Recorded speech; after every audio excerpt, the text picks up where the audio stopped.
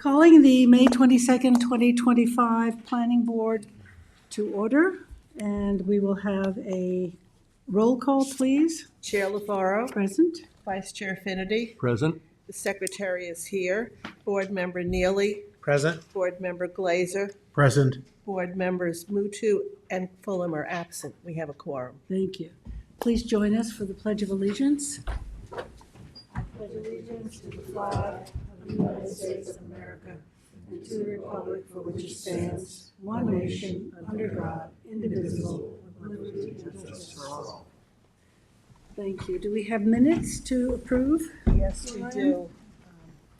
Hang on one second. Okay. The May 8th minutes. May 8th, motion by Dennis, second by David. All in favor? Opposed, abstentions? There are five of, Yeah, we have five. 5 in favor and 2 absent. Okay, we'll move right into the agenda. Anthony, you have King Lane Estates at 3 Kings Lane, North Sea. Yes, we got to do a pre-app for that, but we're going to do an extension of the action deadline until June 12th, 2025. To June 12th, Motion. okay. Motion by Dennis, second by Gloria, all in favor. Present. Opposed, abstentions, 5 in favor, 2 absent. Number 2, 1052 Noyak Path, Watermill. We did our referral, so there's not a lot of maps left, but Okay. You can come have a seat. the report was sent out a couple of weeks ago. It was in the packet this time, but there's a copy. For the board. So everybody remembers this. It's a 2-lot subdivision. Oh, yes, it's that one with all of the Noyak. Slopes. felled trees, right? Yep. So this is an application for a subdivision to do 2 lots. This is 40 feet wide, so it would be a second flag strip. 1 lot back here, 1 lot back here. It was part of a previous subdivision, so there's a no further subdivision clause. So this is a 2-part sort of application, a covenant amendment, and then a subsequent subdivision. Interestingly, a pre-app report had been done on something similar many years ago, actually. Just to cover some background information, so I don't have to go through the whole project description. It's very simple. It's 2 lots. You can see there's slopes on this property. When the common driveway was done, which provides access to these lots, as well as these 2 lots back here, the slopes are bad at the entrance point here. So an easement was established over the first lot of this subdivision that the common driveway access would start from there to avoid the slopes and then come in here. So actually there's an easement across this here as well, and the development rights from this piece were transferred off actually by this board. So would they have a right, this new 2-lot subdivision, to have a right to go over that So easement? what you'll see in the report, it's a question that Has to be we negotiated. raised. You know, a couple of, you'll see in the report, if you look, you know, we'll go for one of the referral comments. There's absolutely no public water anywhere in and around this whole area. And the fire district and the Office of Fire Prevention is recommending bringing down public water. It's a considerable distance and a very big expense. So It was 3,000 feet, I think, 3,000 feet? I forgot what the requirement is. Thousands of feet. Yeah. How far away is the public water? So if you look, I have it up on the map here. The public water sits up here. I guess that's middle line. Is that middle line? Yeah. So it's way up in middle line. So as you can see, they'd have to come down the That's a whole fair length here. piece, yeah. And then it's That's really far. it is. The other side of it is the health department didn't provide comments, but the health department could also ask for public water as well. They are like that. Yeah. But a question, did you say there's no further subdivision on the piece? Yeah. Right. No further subdivision, period, or without planning board approval? I believe, period. Okay. Yeah. So that's, If it was that, then we wouldn't be, be discussing it because they would be here getting that approval. But it's just says no further subdivision period. When was that? Do you know? I believe that was done in, I want to say it was the 80s, yeah. late 80s, early 90s, something like that. Because typically those covenants are put on, it's negotiated,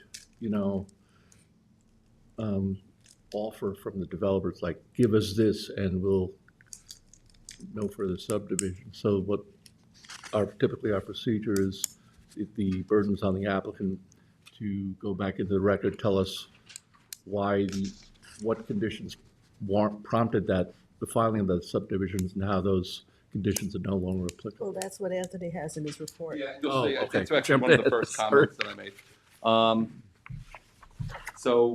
Can you please give us your name for the record?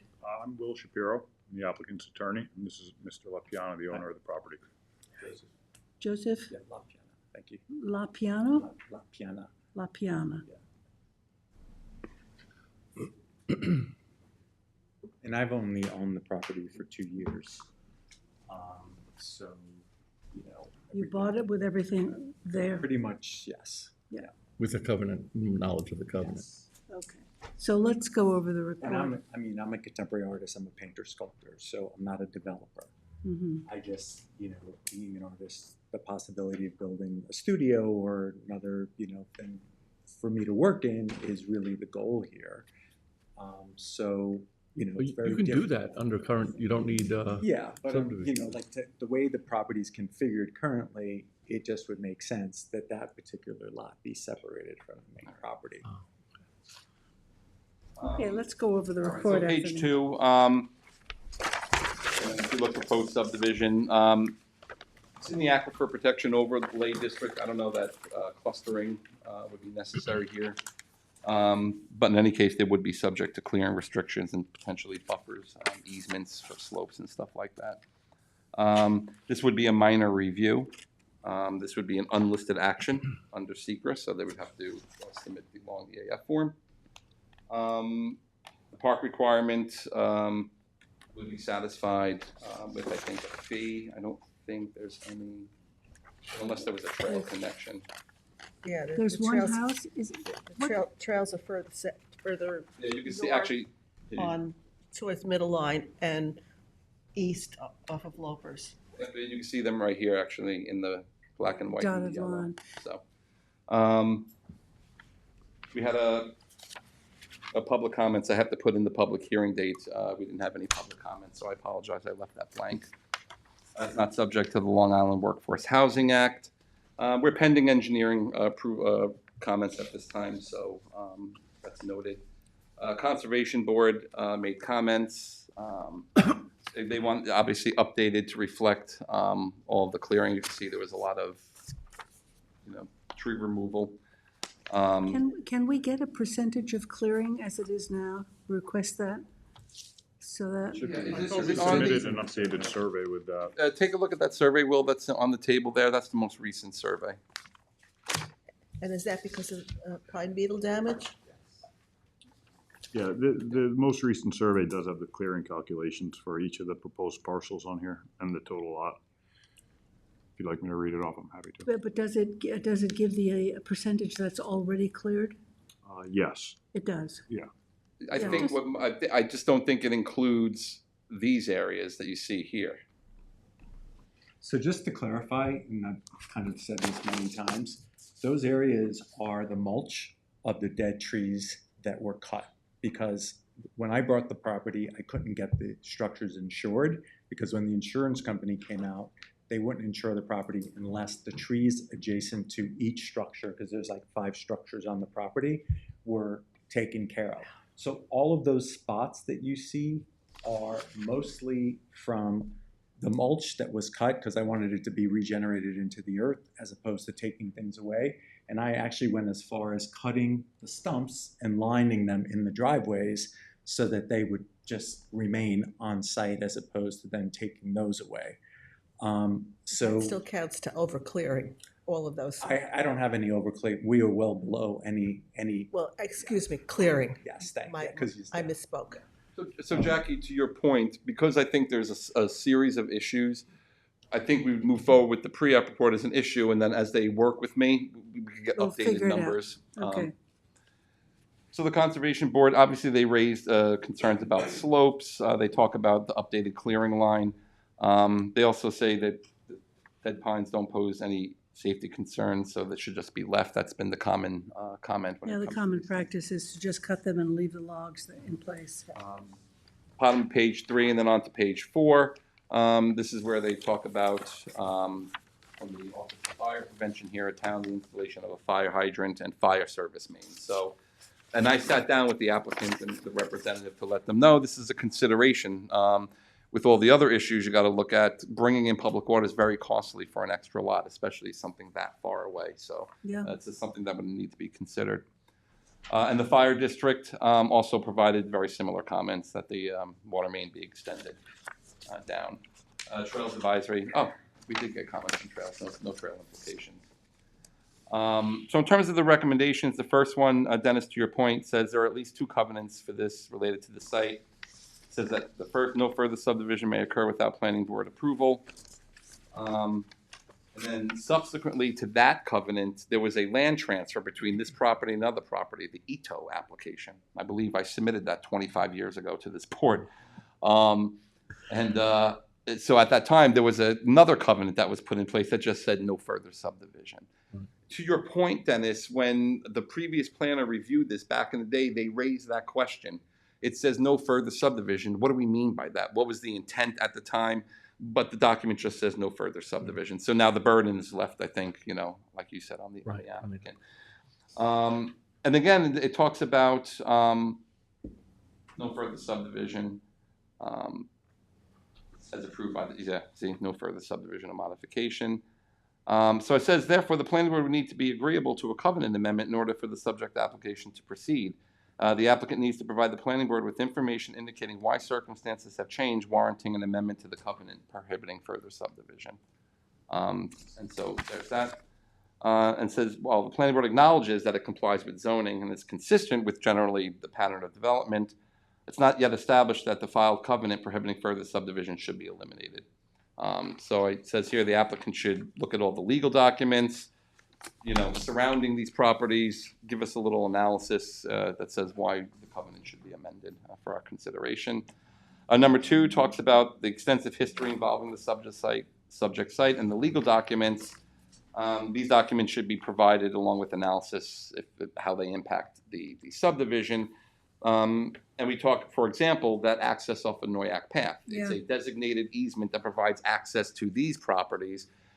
Does that mean another lot could be accessed from that? I don't have an answer for that, but that's something that would need to be presented to the board. Number 3 talks about the water main extension as a condition of any approval. Number 4 talks about the Aquifer Protection Overlay District, so we would need to get those updated clearing calculations. And also a potential build out, how much clearing would be allotted, for each lot. If you look on the subdivision map, you could see the 2 structures that are standing here. You can see they're surrounded by the slopes. They put the structures appropriately where the slopes aren't as drastic. So you're sort of seeing where I think structures would be located. And we want to include their project limiting fence. Yeah, of course, all that, and I'll put note that in here, Jackie, that any clearing related to the site. The clearing that's on this map is current because this survey was specifically done for these purposes. So, we have the updated clearing calculations. Does that include these areas? Yes. Okay, Yes. I'll verify that. If that's the case, then maybe Marty had the old plan, and I'll amend my report accordingly. In addition to APOD clearing restrictions, additional buffers and/or easements are warranted to protect sleep, so it's a natural terrain. Again, 6 talks about the survey being updated to show the full extent of clearing. So let me verify that. They may have done that, because I know a second map did come in. Maybe it didn't make its way to Marty. So we can fix that. Internal driveways and, that are meandering to the other sites would have to be removed. This board creates lots that could be sold, and unless we start putting easements over this stuff, it just wouldn't work, and we would have to get them removed.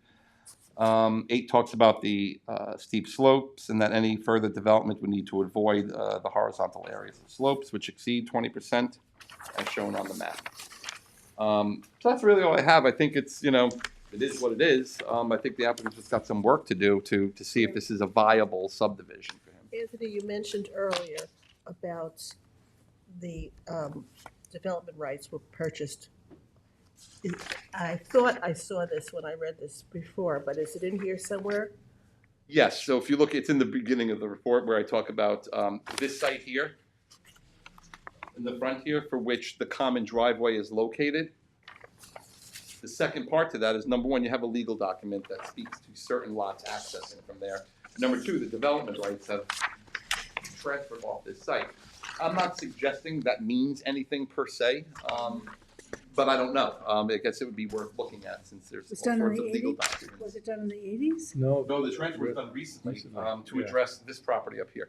yeah, I remember doing that. Oh, so they sterilized that? This got sterilized. This actually already had approvals to be That built. lot, yeah, that lot, I mean, I know that lot. It's between the power lines, there's a hill that goes It was straight up. better to get the residents off there Yeah, and just right. put the, That was the and put intent. it was a carriage house. in this piece. But that is a driveway into those two houses, right? This is a driveway. No, this is a driveway that provides access to Those, all of these lots. to all of those lots. So I raised the question because Yeah. there's, legal document Sure. attached to it. And then what is below the two-lot subdivision? Is that yours property still, that piece? Back here? Yeah, I believe he owns these properties back here. Do you own the properties back here? Is that where those? Here's your lot, the one that you're looking to subdivide. Yeah, those are three separate 3-acre parcels with 2 individual houses. Those were all part of the subdivision, previous subdivision. previous subdivision. 2007. I Yeah, believe, yeah, we when do. he built the house, when the existing owner first built the property. And those are owned by Mr. LaPiano. Okay. So I think Anthony has spelled out all that we need for I'm the. gonna make a few minor revisions to this, but I would recommend adopting it. And I Okay. spoke with the applicant, they're gonna meet with me next week to try to Great, go try to through work these. out some Yeah, stuff. we obviously have a threshold issue with that restriction. We're gonna schedule a meeting with Anthony and try to work through it. We're trying to find some alternatives to the extending the water main with the fire department. Happy to field any questions you guys have today too. Well, from a procedural standpoint, don't we address the covenant issue first? Yeah, Yeah, and I think that was why it's the first comment. So first, I think the applicant will, if they can, provide us with their information, and I'll bring it to the planning board for consideration. Because I've never seen one of these covenants amendment, no further subdivision, never. Yeah, like I said, they raised like you said, you raised the issue about the information saying what Yeah. circumstances have changed, so. Okay, so we're going to adopt the report with a couple of tweaks. So motion by Gloria and second by David. All in favor? Opposed, abstentions, 5 in favor, 2 absent, and we'll get back. Thanks for your Dave. time. Thank Appreciate you. it. Yep, Have a great Good. holiday weekend. you too. Stay Bye-bye. safe, drive safely. Stay out of traffic. Yeah. Stay off the roads. Anthony Ashley Caprera, 978 Montauk Highway, Watermill. Action deadline. This is, well, this is actually our first staff report and ultimately be first resolution for a cannabis facility in the town. So I'll put the map in front of the board here. I'm gonna hand out this report. It's 18 pages. I'm gonna read it word for word, line by line. We like The executive that. summary, Anthony. Now, Anthony, this is, we're on Montauk Highway. This is the white, We that's are- the The big Here we white go. house, It's, the I big got it up here. historic house, the big white house. next to the garage and across the street. Yeah. Willow from Road, we Willow have the medical office. Okay, Medical Yeah. office building. thank you. So everyone's familiar with this, this site, this application. So the first part of this is a staff report. We did our referrals. We have the special exception criteria. I'll go through them with you. You'll see in the report, I've highlighted things in red because those are going to be the focal points of the discussion. Just right on the first page, thank you, Martha, for pointing this out. My secra, it's actually an unlisted action, and the project area is not correct on there, so I have to fix that. So everybody's familiar with this property. We have the site plan across the street here for the medical office space. So basically, this site exists. There's hedges along Willow here. We've got some open vistas into the property.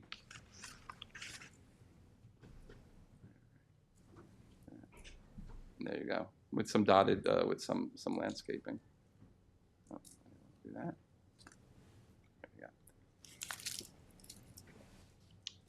There So the first part of this, and I spoke to Martha about this, what we're going to do today is we're going to review this draft, and then at the next meeting, Martha said she would give us the extension. We'll adopt the actual report and the resolution, because I'm sure there's going to be some changes. Okay, great. Um, For the record, it's Martha. Reichert. Thank you. For the applicant. So on bottom of page 1, we had a public hearing March 27th. It was closed with a 10-day written comment period. We received a letter from the Watermill Citizens Advisory Committee. This is on page 2. It sort of outlines their questions. Nothing out of the ordinary. Just wanted to know about landscaping. The first question was about the public, the facade, if it was going to be preserved. I could tell the planning board that there are no elevation changes at this point to the building. So we know that it's going to maintain that look. They mentioned the landscaping plan. The CAC supports leaving the highway-facing property open. You'll see in the other referrals, the ARB ultimately also came out with that sort of recommendation. The idea was that they wanted to maintain the views into the property, and the Landmarks and Historic Board, the same thing. However, you'll see that as the applicant, we could probably spruce up some things in the front here. I had mentioned potentially doing some like inkberry or boxwood or something along the parking lot, so we could sort of, obscure them a little bit, that sort of, without detracting from the views into the property. It's a nice building. It's got some nice landscaping. And the accessory building will be demolished. That's being demolished, yep. And it's not historic. And they asked us about signage, hours of operation, and all these things are incorporated in conditions of approval. So, and of course, their main concern was traffic circulation, and the big thing that they were talking about was, maintaining no left turns out of the front Correct. thing here. It's better to have it from this point here, but they did say, trying to prevent them directly, from the site in the front here. And I think we had that discussion, and that's probably something the DOT is going to. It's been on our plan. It's been on the plan from the beginning. That's Yeah. right, it is on there. SECRA, it's an unlisted action, and this board by resolution dated February 13th, 2025 issued that. Town engineer comments are pending, but I did have Tom's checklist from January of 2025. Indicated that he wanted to know if the gutters and leaders for the existing building are connected to dry wells, in addition to limits of disturbance and sediment and erosion control plan. I spoke to Tom ahead of this meeting, and he's aware. He said, and they'll submit like they do, we'll make conditions of approval, and he has to sign off before we would stamp any maps, so the applicant's aware of that. The Office of Fire Prevention provided a bunch of comments. In the red there, you'll see things that I just extrapolated that I think would be more site plan issues that we could incorporate. The vehicle impact protection for the EV charging stations, their site plan does show 2 EV charging stations, so we would note the bollards or something on the plan.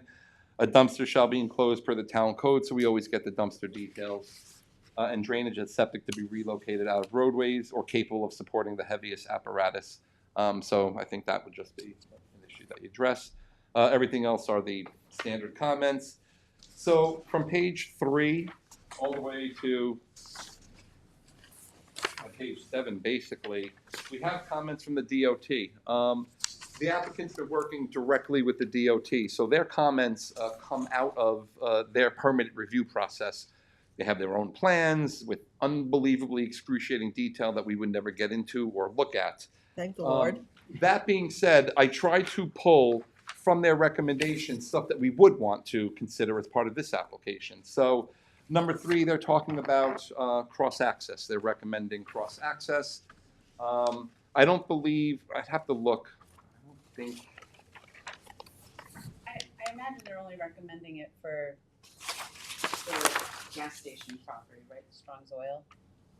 It wouldn't do you any good to get out to Yeah. this property, but my guess is that they're recommending it for here, for this gas station here. Not sure what we would do with a cross-access here. It's going to take you out to the same road.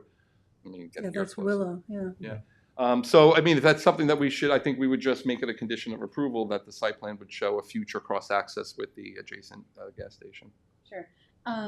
And I don't know if we have Zoom, but I believe our engineers are available on Zoom if Okay. you have any questions Okay. for your group. We'll go through it and see. Keep going then on page 5. It says provide appropriate signage and pavement markings at the driveway, site driveways, one-way stop, do not enter, that kind of stuff that we would want to see on the site plan. Number 15, they want an ADA compliant 5-foot wide walkway between the entrance of the building to the public sidewalk. That's good. We'll take a pedestrian crosswalk to the site, Is there a That's on the sidewalk there? plans. No, there isn't one now. but there will be. It's on our site plan that Oh, we okay. submitted to the board. Yeah, that's part of what the DOT is making them do. Like I said, this was a very far more detailed Yeah. work that I was expecting, actually, but we appreciate the applicant doing it. Provide bicycle racks close to the building entrance. They're asking for bicycle racks. So you're smiling, and I understand why. But the idea is that, you know, someone could conceivably ride their bike there. There's no technically consumption rooms or anything that's supposed to be happening there.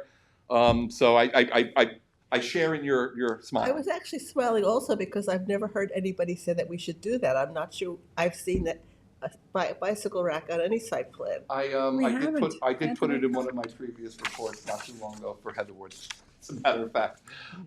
So, I mean, if it's something that the applicant's willing to do, let's put in a couple of bike racks. We'll take them, maybe someone go ride there, and And I believe there's a bike lane in front of this property. that could be true, actually. I believe the DOT between between Bridgehampton and Watermill.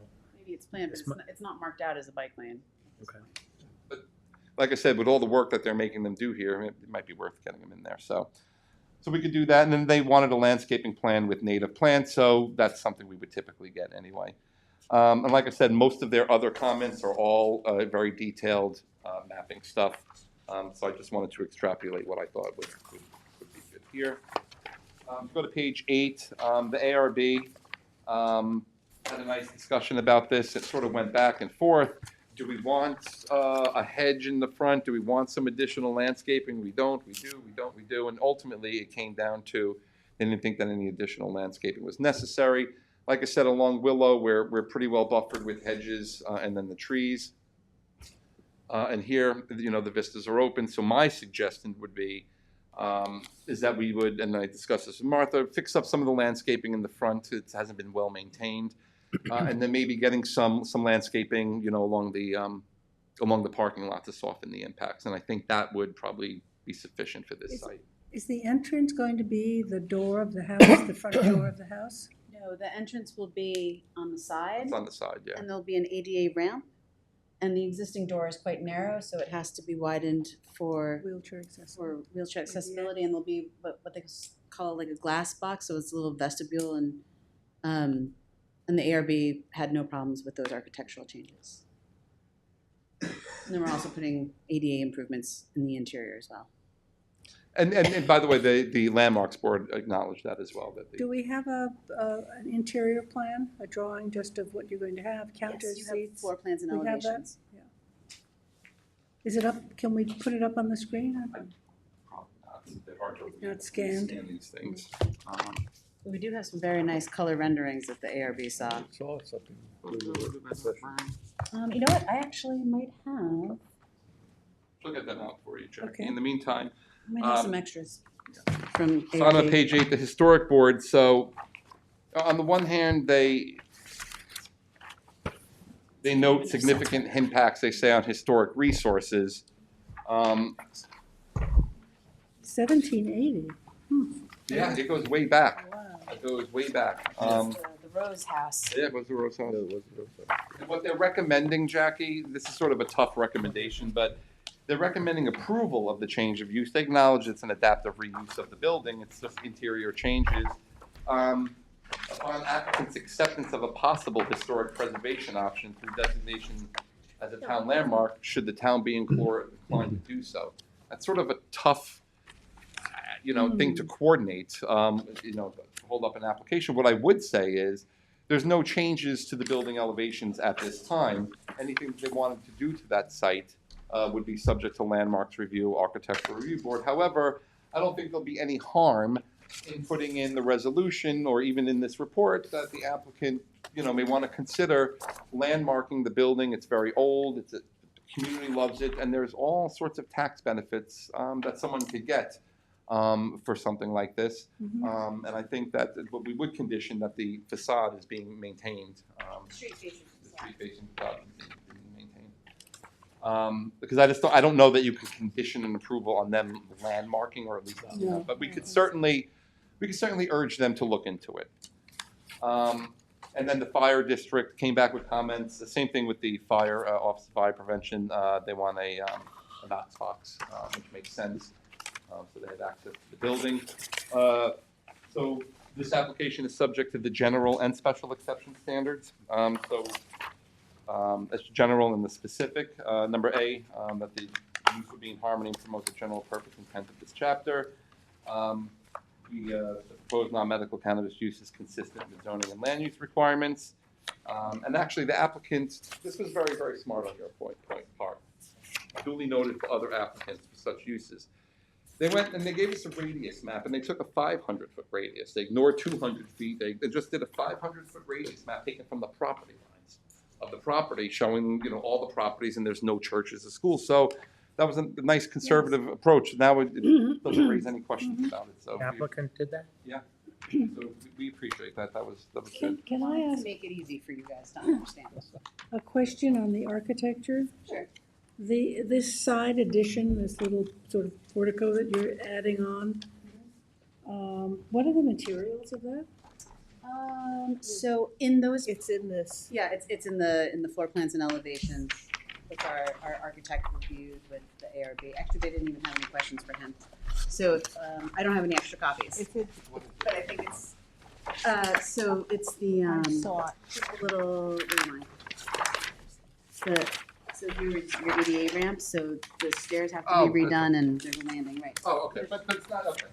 That's fine. No, my question is that it's totally not in keeping with the architectural vernacular of the building. It's a modern Sure, so, addition. in historic preservation, there are two minds, right? Most local historic preservation boards like to see additions match exactly. The National Park Service actually takes a completely different stance when it comes to the Department of Interior and the National Trust, and they always think that additions should look different from what is the contributing important historic resource. But the ARB reviewed it and they had no issues with the architecture. and the Are those addition. cement sidings? What are the sidings of the ramp? Sorry, I don't, if you, Please. sure, if you'll lend me the. Yeah. The very last page. The very last page has Oh, I have the an extra one. Yep, Here we go. Thank you. Not that I'll be able to read it small, but. tempered glass, It's glass? clear tempered glass with a canopy. It's right here, Joe.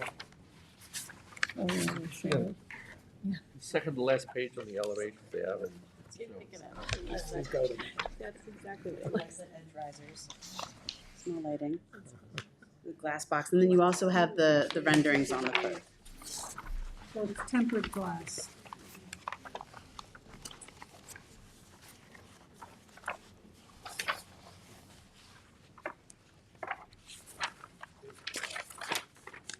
Yes.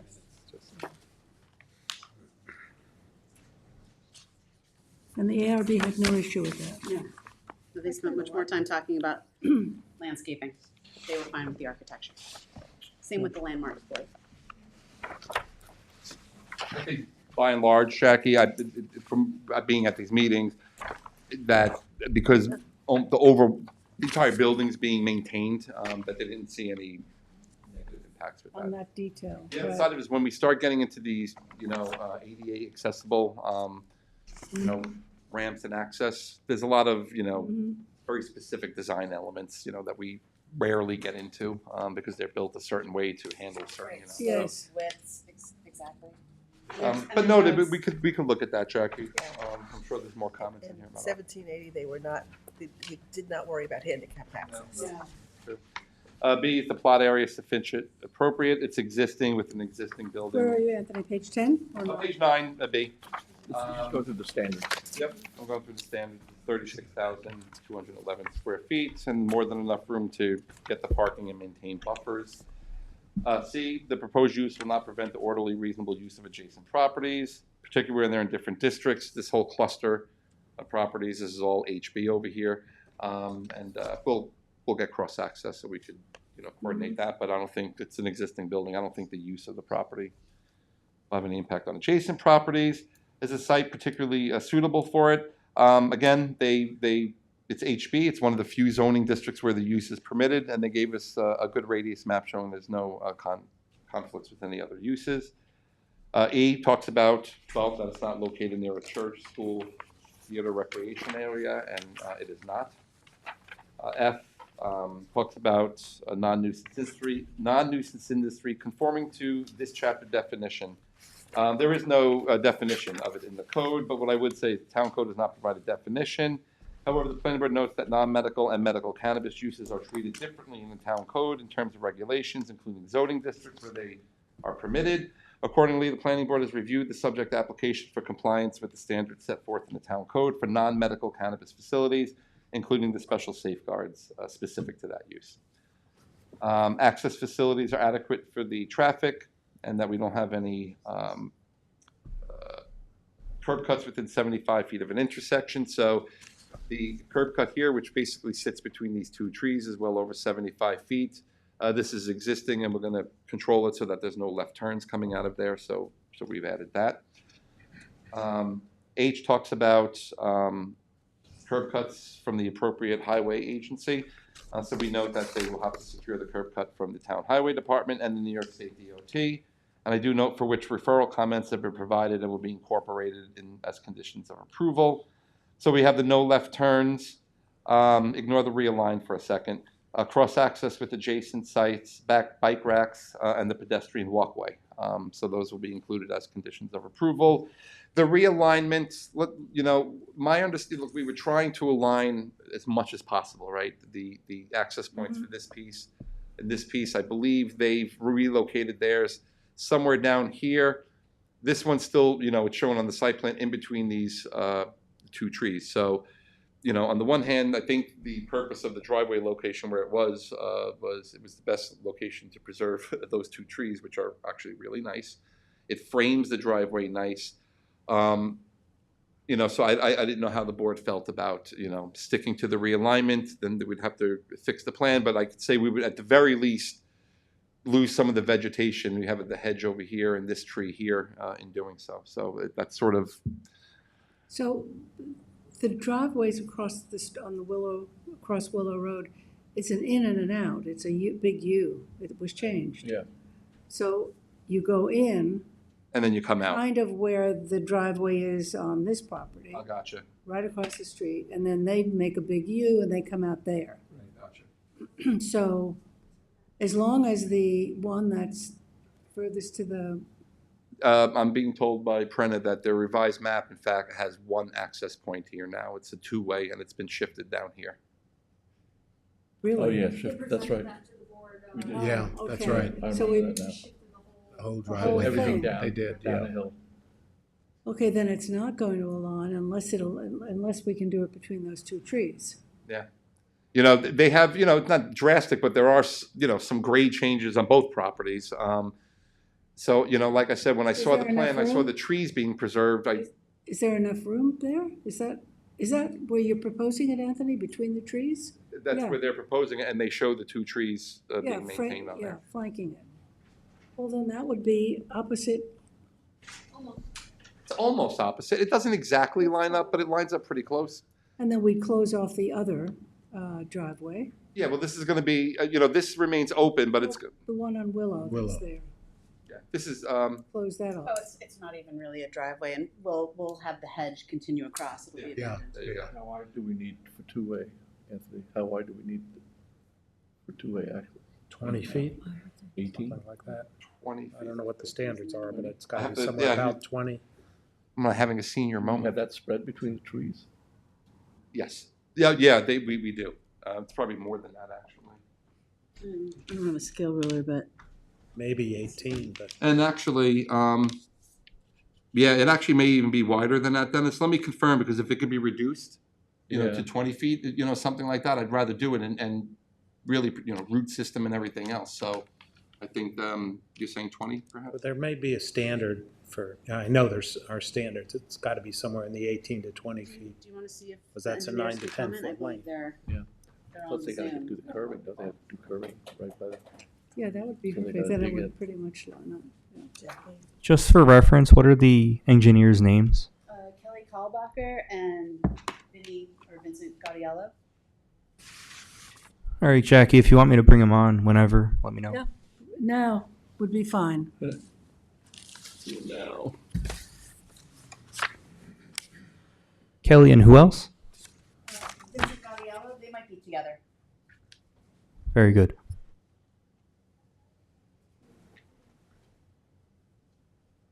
Hello. Can you hear me? We hear you. We vaguely hear you, don't see you. Yeah. So I'm sorry, you're questioning the width of the driveway in that area? Yes, the proposed driveway between the trees. From Yeah, Willow. right now I have it at 22, but I believe we could go down to 20 if you like. Anthony was mentioning to save the root ball system and whatnot.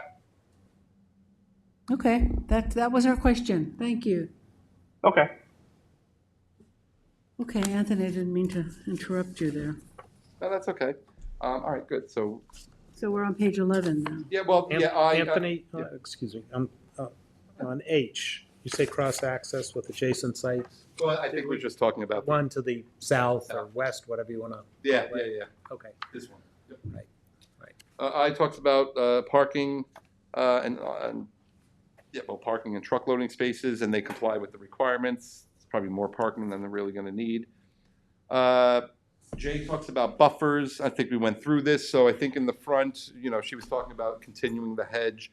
We'll get some more landscaping here, get some more landscaping for the parking lot. And then I think, they'll clean up in the front here, and we probably would maintain the vistas in here so we could keep the building exposed. So that's what it says in J. K, stormwater runoff, again, it needs to be contained on site. The DOT notes that. In fact, the DOT is asking for, drainage, all sorts of stuff, and they're gonna have to get our engineer to sign off prior to you signing the maps. L, no outdoor sales lot, rental equipment storage areas. So I say the proposed project does not include any outdoor sales lot, rental equipment storage or display areas. No outdoor sales, pickup areas, or designated consumption areas are permitted. M talks about the specific conditions and safeguards, which is the next part of this. So page 12 and 13, I started to make this easy for me and for the board. A, B, and C talk about the separation distances. And so, as I said, they gave us a radius map, and that they're well over any of the separation distances. So if you look at page 13, it does say that pursuant to the radius map, which shows a 500-foot radius taken from the property lines, there are no schools, community centers, or places of worship within 500 feet of the property. D talks about the 1,000-foot radius from other premises. There are no other dispensaries existing or proposed within 1,000 feet taken as a radius from the property. Further, the New York State Office of Cannabis Management has issued proximity protection for this applicant, indicating compliance with the requirement. And further, the state is tracking separation distances on their proximity protection maps, which are accessible on the OCM website. So they're saying that we will give a license to anybody for a facility within 1,000 feet. Yeah, in other words, they have proximity protection, so now they get the proximity. No one else could go within 1,000 feet of their that's use. what- Yep, that's what you said, right? Yeah. They're not They going to. can't issue any licenses. A license, yes. To someone else that's yes, within 1,000 feet that's of the Correct, property. that's correct. E talks about a traffic impact analysis, and I go on to say the applicant, we're expecting an initial interest in these sites, right, when they first open up, and I think they will, dwindle over time, but we did have a traffic impact study that was done by the Rayner Group, indicating that they were not expecting to generate significant traffic. Certainly that would, change the level of service on the road there. But nevertheless, we have the requirements of the DOT, the prohibition of left turns, and then we don't have to worry about the alignment there, because we're going to keep the line where it is. So we've included some additional mitigation that we're going to build into the resolution. F talks about buffers and transition yards. We're not actually subject to any residential transition yards. The front transition yard is existing, and there's more than enough area if we want to, so there's no issue with buffers here. G talks about a transitional setback of 100 feet when you're adjoining residential properties, which we are not here. 11 talks about, well, the overall appearance and, architecture of the building. This is an existing building that's being maintained. So you'll see in the red on page 15 at the top, I just included some of the additional comments that were received that we could incorporate as conditions, with the exception, I don't think, of the landmarking per the Landmarks Board. We could certainly, again, urge it, which I think we would. Have we looked at signage yet, or is that? So the answer is yes, the ARB did approve signage, and I wasn't prepared for it, so I am going to bring it back to as a separate, Okay. thing. And so I do have it. It's very simple. It's very nice. It's not wild. It I doesn't. have one copy. It's a of the lawn box. sign? It's actually, yeah, it's going to go right in the front here where the existing signage for the building is. It has a proper setback? Yes, well, it's an existing one and it received, I believe, approval. Yeah, I'll double check that, Jackie, for you. If I'll they make got a sure. variance? It got a variance, Oh, probably under, yeah, I did think it you're in right. the 80s, I believe. Let me just. The ARB approved it, they just asked that we add the street number to the sign, which is pretty standard for what they request. Here you go.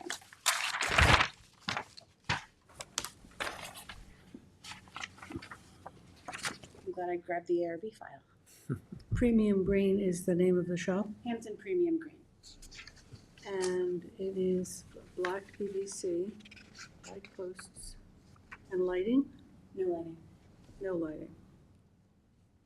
There's no lighting now, so we're not. Can you consider, and it's not on for today, but you said PVC? That's what it says. We Black, get wood, 1-inch natural black material? PVC panel. We'll get natural material. Yeah, natural material would be much better. Does that conflict? Because I felt like I saw in the DOT recommendations, they said something about PVC sheet. For signage? Listen, you guys, whatever you want. Yeah, we'll We'll do we'll it. take jurisdiction of the signage haven't there. seen PVC. Yeah, so we'll add that, Jackie, about natural materials for the signage. That's Sure. Yeah. legitimate. That's totally fine. K talks about, oh, no, sorry. J, outdoor speakers, so there's no outdoor speakers, outdoor music, or public address systems. K talks about pedestrian circulation plan, walkways. So again, we know the DOT has some recommendations, and then we're going to incorporate into ours. So we have some, and actually, new sidewalks in the front, pedestrian connection. Yeah, Bike racks. So we got some pedestrian work done on this application. L, no drive-through windows.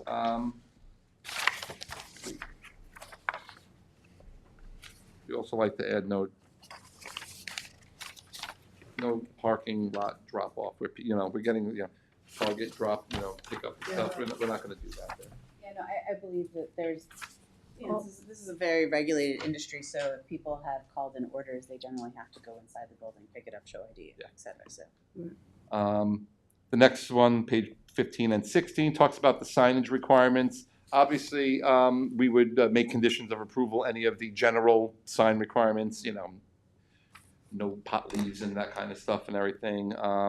Just so I can add to the record, the state OCM regulations also have very strict signage requirements, and it is to be nothing but the most relevant information, right? So It's same true. thing, you can't have logos, you can't do that in your windows, advertising. Yeah, it's, and you know- we mimic that in our code, so that's part of your special exception. Yes, the code incorporates all of OCM's regulations. And we do note in here that you're going to review and approve the sign plan. Yes. That's a separate, N talks about, okay, so non-medical cannabis shall submit evidence that all necessary licenses and/or permits have been obtained by the New York State Office of Cannabis Management since prior to the issuance of a certificate of occupancy or a change of tenancy permit. So I didn't complete the sentence here. So it says here prior to issuance, because it says of a certificate of occupancy or change of tenancy permit, the applicant shall submit copies of licenses or permits. I'm just wondering, mean, that's the way it's worded there. So should we tie it then to the CO and or? And actually, that's a good point. We do have to have that amended because since that was adopted by the town board, the OCM has come back to us and said, actually, we won't give a final license until you show us a CO. So we're going to change it to building permit and planning board approval, final conditional approval from the planning board. We've submitted, we have a license, but we don't get our final approval, as you understand, until.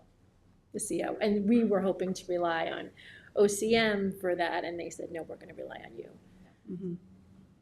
Which I think gives the municipality that sort of final. Yeah. So then, so what, do they have to submit anything at this point then? They being the applicant? Yeah. She'll I submit a final conditional approval on behalf of, and the CO, frankly. A copy of your license? Well, a copy of our license was submitted with the site plan. Okay, yeah, I'm sure that's in there. So for this particular one then, Kathleen, so we should, what should we be saying then, prior to the issuance of, or prior to? Sorry, I apologize. I have the proposed language on my desk. I'll add it. I think what Maybe not prior to the I issuance, believe start a it's- different way. Yeah, and I believe it's, Well, I think what it could say, Kathleen, is the applicant shall submit all licenses and permits issued by the Office of Cannabis Management pursuant to all state and town I was gonna say, I think we requirements. left it broad. Broad, something like that. Perfect. We're on the same page, Kathleen. It talks about the security system and the safety management plan. So what we say is here, a detailed safety management plan must be submitted as a condition of approval, demonstrating compliance with all state and local regulations. Added here, the applicant shall provide adequate security and code compliant lighting on site to ensure the safety of persons and protections of the premises. Exterior lighting shall be sufficient intensity to illuminate the areas of the parking lot or adjacent areas, if any, but shall be dark sky compliant.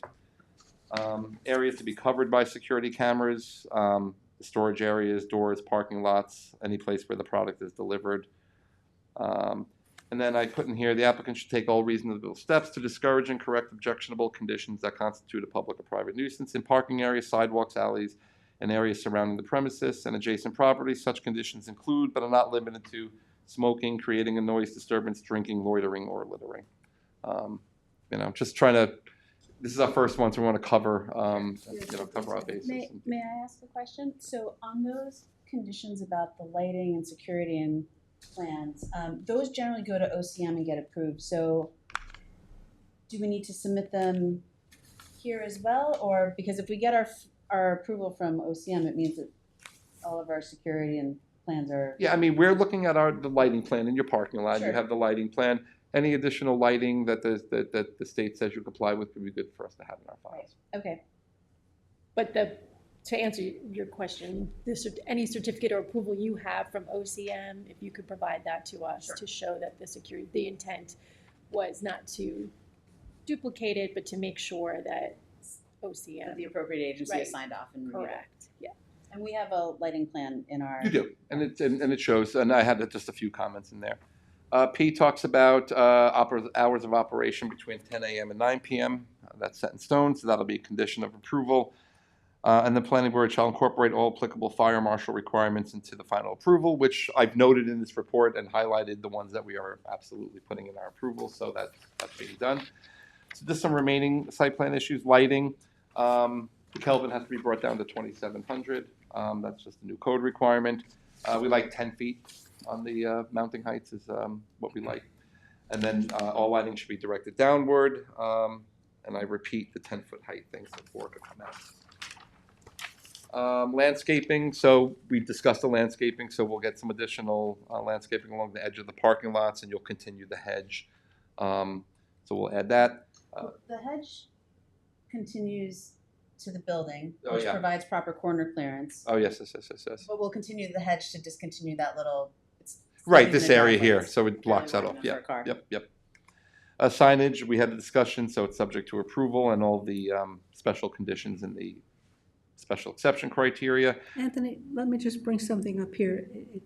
that we're still discussing, the Willow Road street sign Right. is not visible where it's located, and it's on the eastern corner. Can sort of see it. That road is really hard to find. I have missed it So, almost every time I've tried to avoid going to so, Watermill. so we're considering, and Right. Tom And is- actually, the other applicant was going to discuss with the DOT the location of that street sign. And they may come back and say, put it on your side of the street. The So corner's according been to dedicated Prena, to the town pursuant to a 1970 subdivision, so whatever you guys want. According to Prena, the applicant for her project is moving that sign. Oh, yeah? Oh, great. Oh, good. Okay, Okay. done. Engineering approval to be secured dumpster, just give us the fencing and screening details. Septic, I just noted here, I didn't see a new septic system on here. I don't believe the change of use. In fact, I think they've wound up with a lot more sanitary flow as a result of this because they're getting rid of the apartments, which take up all of the flow. Mechanicals are to be screened on the roof or on the ground. And sustainability elements that we always like to get incorporated. It is an existing building, obviously, an old building, but they do show the 2 EV charging stations, and we'll take them. Now, what I'm going to suggest is that we do an extension of the action deadline to June 12th, and that I will give you the final version of this and a draft resolution for next time. And I've let Anthony know I unfortunately will not be here on the 12th, but I will have someone to cover it, and Anthony and I will hopefully go over anything so that there won't be too much. So Martha, this is really a retail operation, or is it also take delivery? The licenses include the delivery aspect, which is considered to be part of the retail operation, and again regulated by OCM, which is the Office of Cannabis Management. So in terms of delivery service, if you look at any of the other dispensaries that have opened in Suffolk County, there's the 2 in Riverhead, several in the town of Babylon. They all have delivery. It's not something that you really see in terms of on premises, right? Because it's happening elsewhere. Okay, now that answers it. Are you doing interior renovations? Yes, we are doing some interior renovations to make it suitable for the retail. The prior owner had actually done a massive interior renovation in 2017-ish, it's all part of, the Landmarks Board did a very big report back then, and so you can see some interior photos. The interior renovations are pretty minimal. They're just to sort of create the appropriate retail space. We're putting in a dumbwaiter, which will connect have a secure means of transporting the product from where it's in secure DEA cages down to the retail floor. Again, the product never really stays Stays protected. It stays protected. So we're doing that. We're putting in the dumbwaiter. We've actually met with the chief building inspector to have him already sort of pre-review our architectural plans so that when we do get an approval, we're ready to submit for the building permit. We are also relocating a staircase because it's a death trap. It's, maybe 18 inches wide at a pitch that no one should. It reminds me of houses in Amsterdam where you need a rope. Right. So we're going to put in an actual compliant staircase down to the basement, which will also be used for storage, but that's more unsecured storage, merchandise and simple things like that, but everything else. Where the bedrooms were, you're using for storage, secured Correct, and storage. it'll be office space for the dispensary. It'll be secure storage. It'll also have an area for employees, but the primary retail space will be that first floor. And again, it's just creating those counters and to turn it into a retail space. The secure storage spaces, is that specified by the state? Is Yes. that part of the cannabis? Yes. Yeah.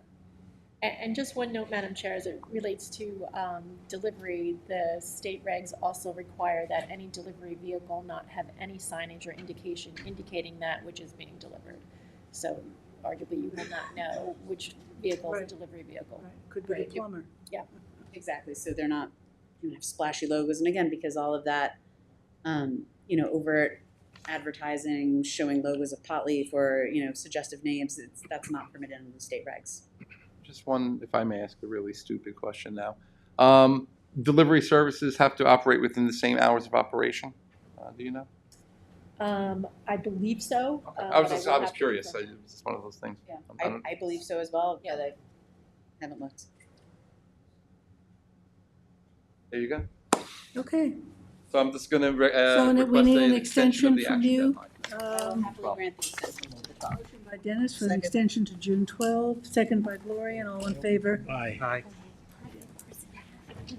5 in favor, 2 absent. You guys are welcome to keep those handouts. They're already in the record. They're just extra copies I had. Yeah, well, I gave you mine back. Yes. But Good, thank you. thank you, everyone. Thank you. Thanks, Martha. Thank you, Anthony. You want to go to 1456? We did weirdly. We did the staff report last time on this one and adopted the staff report. Normally, we do a staff report and then do the staff report adoption and the resolution at the same Why I time, but was- that's why you were I was having confused. such a hard time with the minutes from last. Nothing technically wrong with what we did there, but it's what you I was just, We have a nice heading, we have a nice title. I know, all of them have it today. So we did this for 1456 last time. If you recall, the big holdup was dealing with that 50% clearing.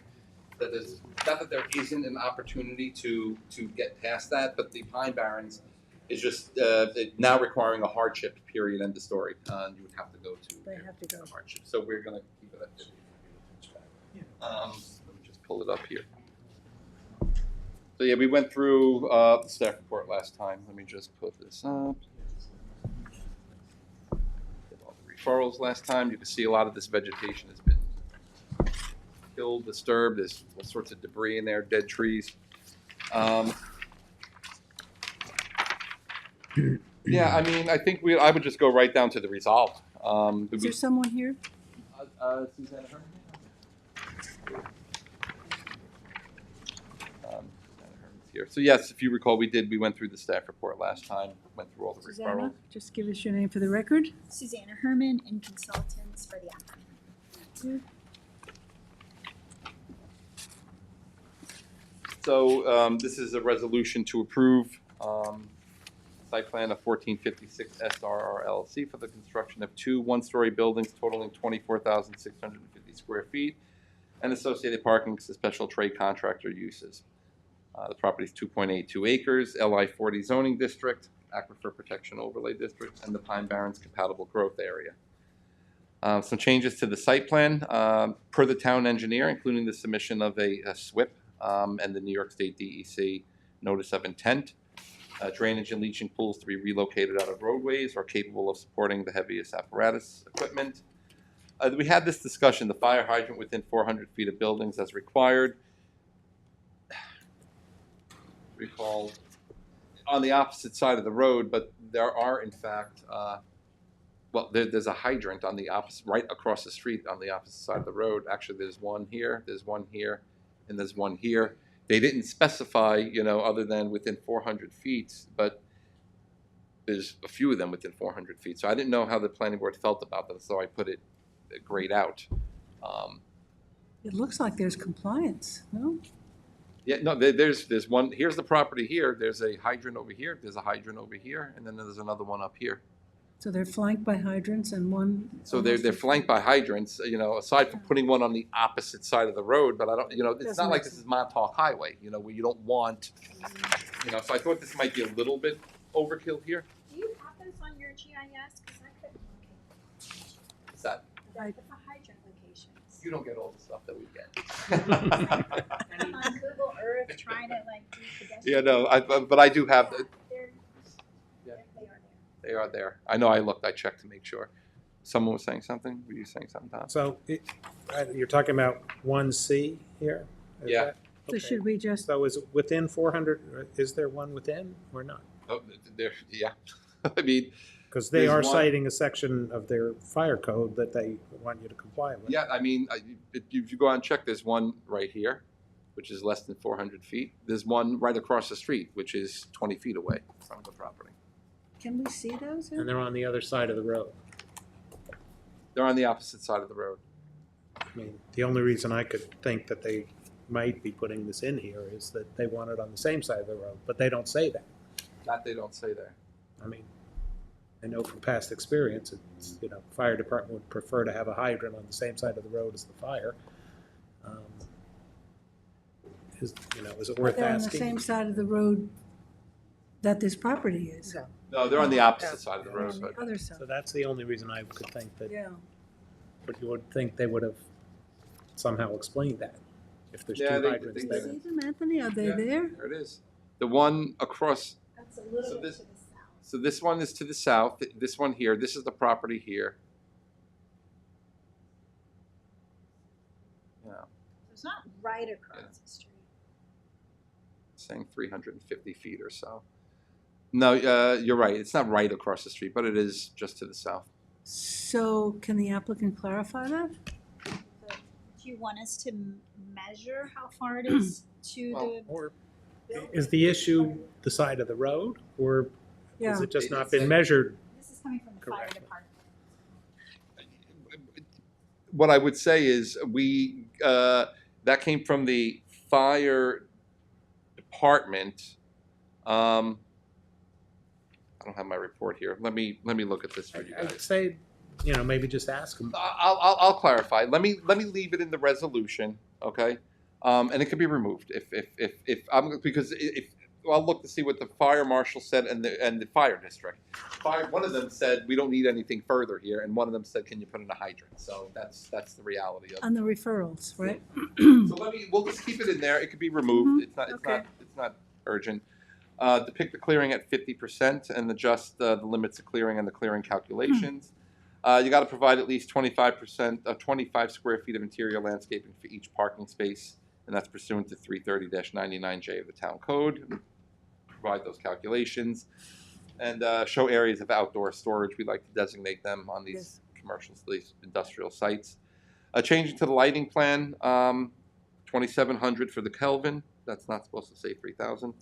And bring the light fixtures down to 10 feet high. Just as a reminder, that's measured from the lowest light emitting part of the fixture from grade. Landscaping, again, we got to revise the plan for a 50% clearing limit and the revegetation plan accordingly. The plan should include the parking lot landscaping with the calculations. It is noted the applicant did give us a substantial revegetation plan. It'll just have to be adjusted to meet the 50%. Anthony, am I correct in that the outside storage area is part of the cleared? Yeah. Absolutely. It So- should be within their developed area of that. Okay, so, I'll maybe want to meet with you to clarify what's typical to show, because I know you were saying at the last meeting that a lot of the site plans don't show outdoor storage for special trade contractors, but it always happens.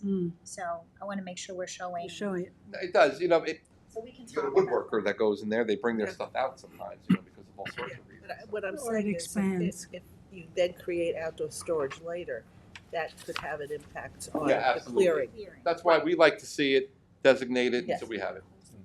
I talked about changes to the floor plans and buildings. This says number of uses. I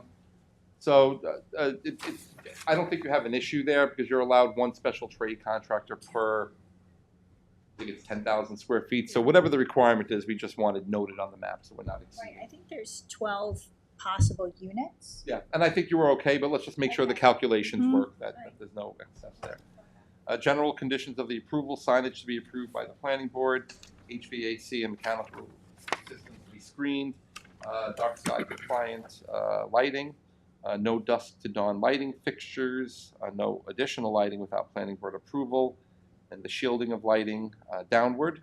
The affidavit for compliance with the site plan conditions, attain all required permits from the highway department as may be applicable.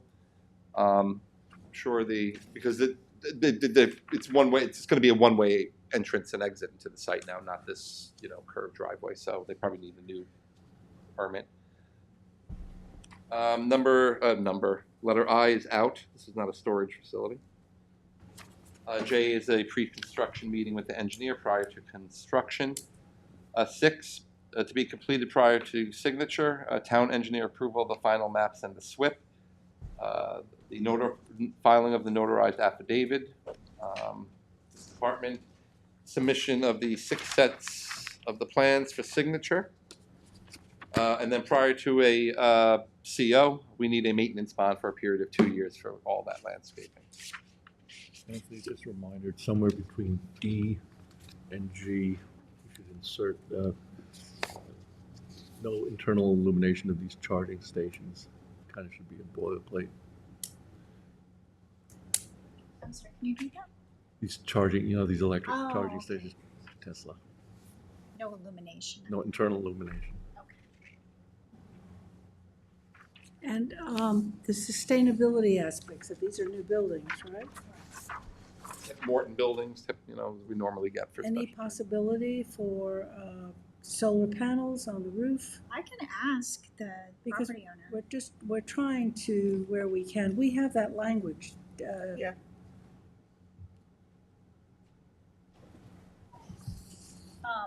What about, are you in favor of electric car charging stations? Yeah, we are, Just absolutely. without internal illumination? Right. Yeah. We'll take those, and- Yeah, we just don't want an amenity to become this bright light. Right, no, I understand. Do we have elevations on these buildings? Yep. And Then went to the depending ARB upon the for- kind of for- tenants, um, having solar might be a We real have to approve benefit them too. because Yes, you do. of electric costs. Well, maybe Susanna has them. Do you have some elevations? Susanna? Oh, I have elevations. Yes, I think Anthony just said this was already approved by the ARB. Well, yeah, but the planning Yeah, board- but we have to look at them. Oh, so they're really flat roofed they look like storage buildings. And then special trade contractor, they, Yeah, absolutely. Yeah. Well, there's a possibility for solar. Yeah, I don't know what the roofs are made of. street. It's buffered, you really can't see anything, actually. The short ends. The short, yeah, they're facing the street, actually. Something like that. Yeah, so that's what faces the street. It is buffered, but maybe the street-facing elevations, we could do something here. Like feature. some architectural feature? An architecture, you have a door, The but it's just little sort of a brick flat apron wall. or a Well, they do have a brick, articulated something, something, Okay. window or something, just something that could, yes, A flower box. a fig tree, something. a trellis with A trellis. So I'm gonna add that to the resolution. That's, some architectural detail. yeah, absolutely. The good thing is they did put that, And sustainable, any sustainable, yeah, we're gonna add this, a charging station, and then we'll put the general statement that other considerations. And if you would speak to the applicant about solar, because it Yeah, sounds, I'll talk to it him. sounds like that it's possible. that building, flat roof. since it's got a flat roof, there's less need for it to face south. Right. Anthony messed up. He made a mess.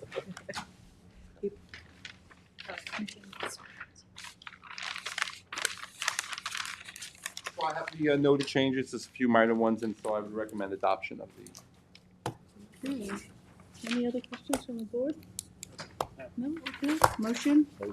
Motion by Dennis, second by Gloria, and all in favor? Aye. Opposed, abstentions, 5 in favor, 2 absent. Anthony, is this your file? Okay, Yeah, that's another application. good. I was stealing your survey, I apologize. Okay.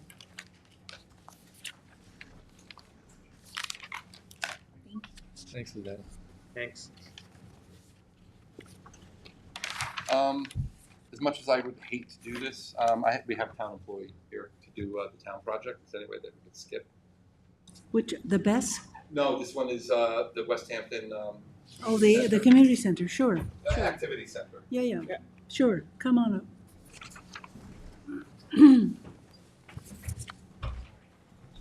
We're just taking Claire's town. Welcome, can you give us your name for the record, please? Good afternoon. My name is Nicholas Jimenez. I'm the Capital Projects Manager for the town of Southampton. Your last name, Nicholas? Jimenez, J-I-M. Joseph Rettig, R-E-T-T-I-G. BBS Architects and Engineers. BBS, BBS. BBS. Tom Horton, town engineer. Comments Hi, pending. Tom, how are you? Is that part of your middle name, Tom? It's Comments pending? yeah, pretty much. Okay, this is the West Hampton Activity Center at 399 Mill Road, West Hampton. Anthony? Yeah, I'm just, so I'm gonna have Tom explain what this is, a town project. Here I have up on, everybody knows where we are. This is Mill Road in West Hampton. You have the school adjacent to it, and then go down a little further, we have the West Hampton 7-Eleven before you get to Country Road. And so it's a cluster of 4 lots altogether, right? So I just want them to, because just so you know what we're going to be doing today, after they just explain to you what they're doing, is coordinate secrets, a type 1 action under secret. Okay, so give us a little overview of the project. Sure. So the project will be approximately 9,000 square foot. We're calling it an activity center because it's both a community center and a rec center for seniors and youth. The community center is going to include congregate meals and a warming kitchen similar to Flanders and Bridgehampton Center. We will be providing certain senior activities, chair yoga, bridge, and other senior-oriented facilities. The recreational center side is geared more towards the youth, but it can also be used by the seniors since both uses operate at different times of the day. The seniors are there, from the morning hours to the mid-afternoon, and then the youth comes in mid-afternoon to early evening. Youth center side will have a large flex space with a, what are we calling it? Like more of a active flooring and walls, so you could do karate, the children can play some indoor basketball, volleyball, what is it that they love? The Gaga ball. There'll also be a recreational room where they can have video games, pool or billiards, some foosball, counseling opportunities for any children that require that type of a thing. So this project has been many, many years in the making. It started, we previously had a community center across the street. Anthony will show you a separate green parcel to the north. Yep, that was it. Yep, so we had a community center there. It was falling down, decrepit. The American Legion used a part of it. We demolished that building a few years ago. The town then sold that parcel to a commercial developer. They recently, I think, built a medical office in there. Their application came before the board. So once the town decided that they were not going to use that parcel anymore, we had looked at the 112 Old Riverhead Road parcel up the street on Old Riverhead Road. It was a previous car dealership, previous restaurant. We had full design plans for that. That was in the village of West Hampton Beach. When the new board came in, they looked at this building and were like, you know what, this building really doesn't work for us. It required a lot of renovation. The parking lot wasn't as substantial as we would have liked it to be. And it really didn't have a community center type feel to it. So the board decided to sell that building and then to utilize the 4 parcels, which were previously called the Bauer property, that we had on Mill Road. So of those 4 parcels, one of them is a CPF purchase, and the other 3 parcels were purchased with general fund money in around 2008. So they have sat essentially vacant, minus the Parks Department utilizes an existing metal storage barn on that property for beach chairs and beach combers during the winter. In the summertime, they take their winter stuff and put it in there. So it's kind of a storage piece for them. And there's also a greenhouse that the elementary school utilizes on the southeast corner of that property. So we've been back and forth with the health department. There's a lot of specific restrictions on this development because of that CPF parcel. So CPF, they had advised us on this, and they told us that that parcel can only be used for active recreation. So we have situated the building in such a manner that the active recreation part sits on it's 3 CPF pieces on the CPF side. And the senior side, which is consists of the kitchen and the meeting room, which may not be considered active recreation, sits on the general fund side. So we have got this building partitioned just about to the square foot in order to take advantage of the different uses that these 4 parcels allow us to utilize. So it's taken a long time to get here. We've had a bunch of community meetings, but we're pretty proud of this design, and we hope that you'll weigh in. Great, thank you. I just have a question. I always thought CPF money was for non-active. So there's 2 types of purchases. It's all dictated in the covenants on the property at the time of the acquisition. So you have passive and you have active, right? So passive is a nature trail, woodlands, something that you're not developing. Whereas the active is you can put recreation on it. You can develop it into like a full-fledged park. Like you really can do a lot with it as long as it's used for the community. And in this sense, it's being used in the truest sense of the word community. It's like the parcel on McGee Street, that's. Absolutely, Star Aqua Center. Congregation is Yep. talking about a swimming pool on McGee Street, and So- that was CPF purchase. Yes, that's the Star Aqua Center project, and it's on CPF active recreation Parcel. classified property. Okay. Yeah. I happened to watch one of your, I guess, many community meetings a couple of months ago that I think was actually held in West In West Hampton Hampton. Beach. And it seemed like there was kind of a shopping list of suggestions of things you could do. Softball fields, basketball courts. It was, to my mind, as I watched, kind of an endless list that you guys were Yeah, so having to sort through. But it sounds like you've kind of sorted through. So phase 1 is the building, and that the town board has allocated funding to build the building. along with the money gained from the sale of the previous building, we have just enough money to build the building that we want. We don't have extra funds right now to develop the rest of the property. That would, the understanding is once we break ground on this, the 2026 budget will make accommodations for what we're calling phase 2, which will be the exterior amenities, be it a skate park, a basketball court, ball field, what Bocce. have you, bocce, sure. And that will be on the CPF, or there's actually part of the building That'll that's be on on the CPF? CPF parcels. So 3 parcels are CPF, They have it there. and then 1 parcel is general fund, which Okay, We I wish thought it it was did- the reverse. we wish it was the other way around because we do. it gives us more room to be flexible. This we had to nail down our senior side of the building or our kitchen side of the building, our sanitary for the kitchen, and all the parking associated with that on that general fund piece because the restrictions of the CPF piece are so tight that you cannot have a drop of sanitary waste On the, procured from the general side to be disposed of on the CPF side. There's no intermingling, right? So we made sure that all of our utilities, all our HVAC, all of the basically shared items all went through the general fund parcel. is So that the smaller parcel? That is a smaller. Yeah, It's it's- 1 lot out of 4. Yeah, and I thought I heard the opposite. I think I might have said it previously. We've Yeah. talked about it so many times. Site plan. But So the kitchen and the bathrooms will be on the town purchase side. partially. System. So on the active recreation side, where the youth bureau is, you're allowed to have bathrooms that support the active recreation. Okay, Activity. But it made sense for us to have 1 sanitary system. So instead, if we were going to have, we could have 2 systems, one on the active side, one on the general side, but you'd have to split them.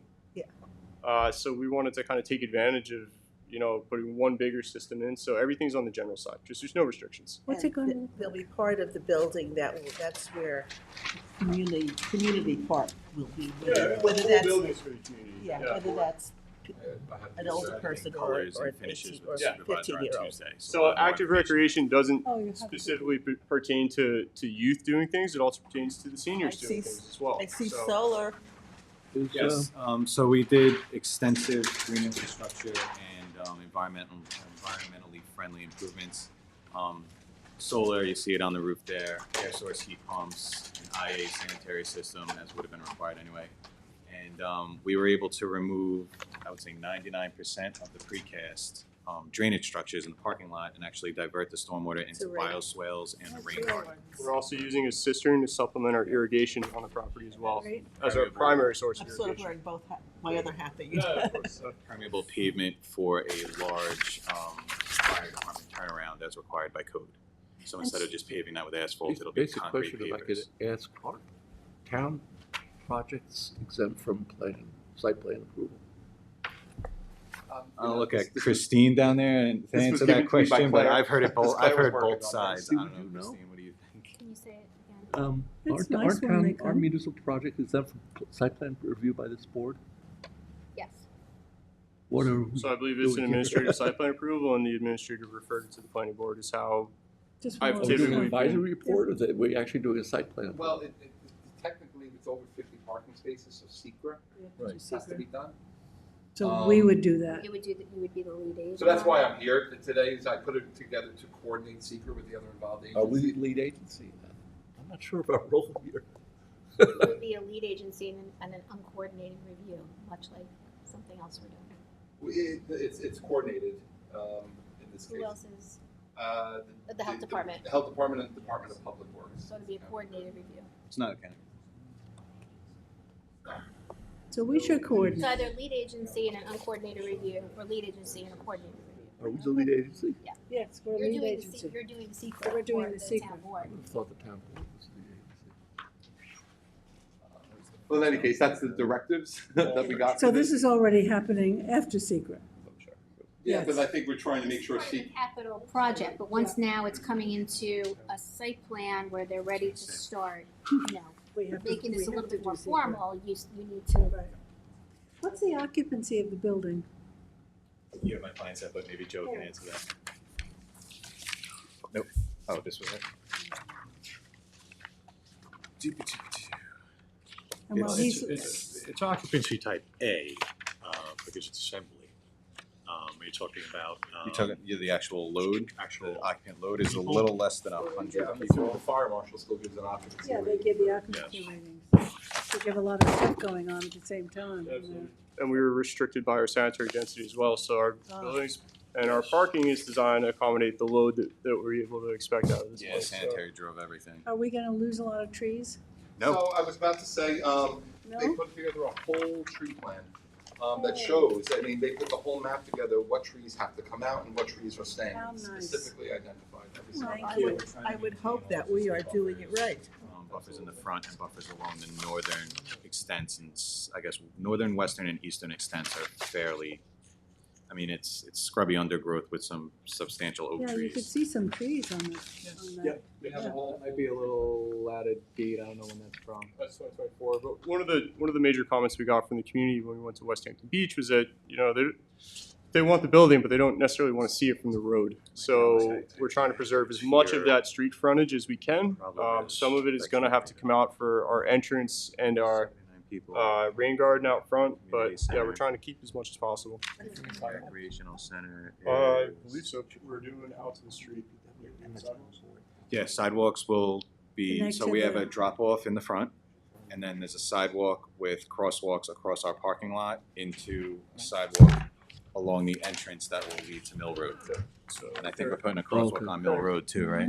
current sidewalks on Mill, and then we offset our entrance.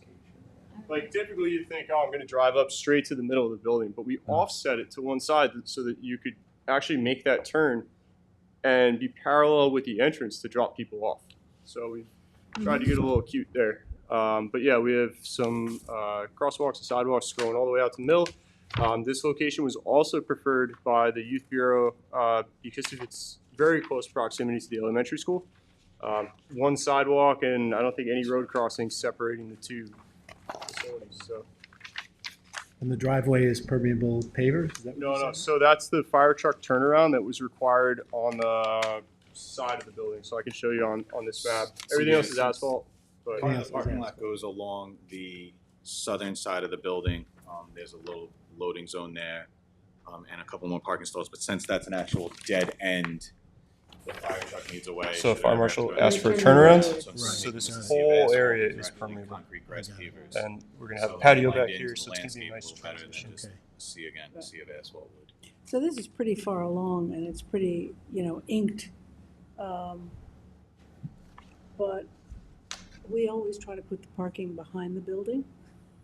And this parking is all in the front, correct? Yes, and we chose that because of the restrictions of the general fund parcel and the CPF parcel. So Parking's on the general fund. Yes. no, so it's split. So the parking That way, the parking needed for the senior side has to be on the general side. right. Right. So we only had so much space for sanitary, building, and parking. If we were to bring the building to the front of the parcel, now our driveway's coming around the outside. We just weren't able to actually fit that stuff in the back while still keeping the access, because the access also comes down the property line as well between the two of them. So we're trying to share it as much as possible. And multiple town board members have expressed their desire to have a large patio off the back of the building that then connects to those future recreational activities. So parking lot could kind of. Basically, this whole building will open up out to recreation space instead of a parking lot. Mm-hmm. So that's what the desire of the town board Right. was. And it's buffered from the front, from the road? Yes. Yeah. Well, you're leaving whatever As you much can. as much as possible. Yeah. Yes. We are land banking some parking spaces, so we're trying to minimize the asphalt, but yeah. Well, you don't need to use asphalt either, you know. There's lots of new contemporary areas for parking. Yeah, that's exactly why we're doing the turf pavers for the fire truck turnaround. So we're gonna have a nice large patio back there in phase 2, and then that'll just meld off into grass pavers. So, when you study the plans, you'll notice there's a center island going down the entire parking lot. That center island is sunken. There's breaks in the concrete curb, and then we're picking up that in small little drainage structures that are elevated above the bottom of the swale. So it's a mini rain garden. The overflow ends up now going into those pipes and into our larger recharge area out front. So we've tried to minimize concrete. We're trying to keep the water in that topsoil instead of just sending it straight down into the sand strata. So Promote the evapotranspiration. trying to So give it a this will be a chance. model, right? I mean, We hope so. we could do a Yeah, we're hoping so. sustainable tour here. It was, the original, nothing against BBS, but the original plan was Swiss cheese full of precast drainage structures. Yeah. Tom and I were kind of like, we can do better than this. Yeah, yeah, great. Great. Yeah, there's drainage gardens and all kinds of stuff. Okay, so I think our action today is to coordinate secret. Yeah, so what I say here in the resolution, it's a type 1 action. We've identified the health department, the DPW, I want to say the town board as well. Yes, The I three of think them, so. and we'll coordinate with them. Now, what happened, excuse me, about West Hampton? Do we have to coordinate with them? No. Is it Not in the 5? It's not in the village. It's not in the village. I say that They again? get notified, I think it's within 500. It is a town 500 road? feet. Okay, it showed up as county road on our They're not required GIS. to Is be it questionable? It's got to go. Double check. If it's not, It's not in the village either, that's important too. Go to the it's not in county. the village. It's got to go to the county At a planning certain commission. point, I think it is at least part of Mill That's a Road as a referral to them, county yes. road, but Yeah. you guys can double This check that. this is for the lead agency, Dennis? Yeah, So, yeah, you're right. So we're coordinating with the the health CPW department. the County Department of Public Well, the health Works. department, the Suffolk County Health Department, the Southampton Town Board, and we'll verify if it has to go to the county. This might be a stretch that's not on the county, but I'll verify. Okay, we'll get going on that. So, So it's a resolution to commence secret lead agency coordination. okay, motion? Motion. Motion by Tom, second by Dennis, all in favor? Aye. Opposed, abstentions, 5 in favor, 2 absent. When Tom was talking about the whole parking, we have a rule about trees in so many parking spaces. We're doing- Yes. So if you look, there's a landscaping plan here Okay. somewhere. In the We'll have parking more lot. trees than we were even required. Well, That's good, that's a Here we good go. thing. Yeah, so all down the middle is a landscaped bioswale, full of trees. So trees like an LA coming in. It's not going to look like the Parish Art Museum, but it's going to have some trees in it. Yeah. So Parish Art Museum has the best parking lot in town. It's great, it weirs. it's wonderful. Which one? Which one? Parish. The Parish Art Oh, the Museum. parish, right. My favorite is they have that one little parking space tucked away Yeah, in the trees, all by all itself. by itself, yeah. And I will say, this has been kicking around for a lot of years. Okay, So well, it's good for the residents of the western part of the town. great, thank you very much. Good luck with it, looks like it's gonna be great. You gonna show us a tree? Oh, no, I'm sorry. I was looking All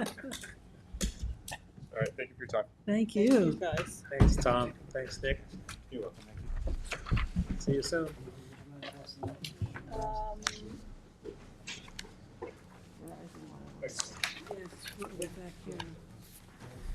You're back. I'd like to invite Eric Coleman up. Hello. Verizon, 1665 Bridgehampton Sag Harbor Turnpike. What's your last name? Helman, Helman, with Amato Law Group, PLLC. You know, I just like, I pile them up and I throw them out at the end. Exactly. So I've handed out the draft staff report. We have reached the action deadline for this project for the final application, site plan, special exception.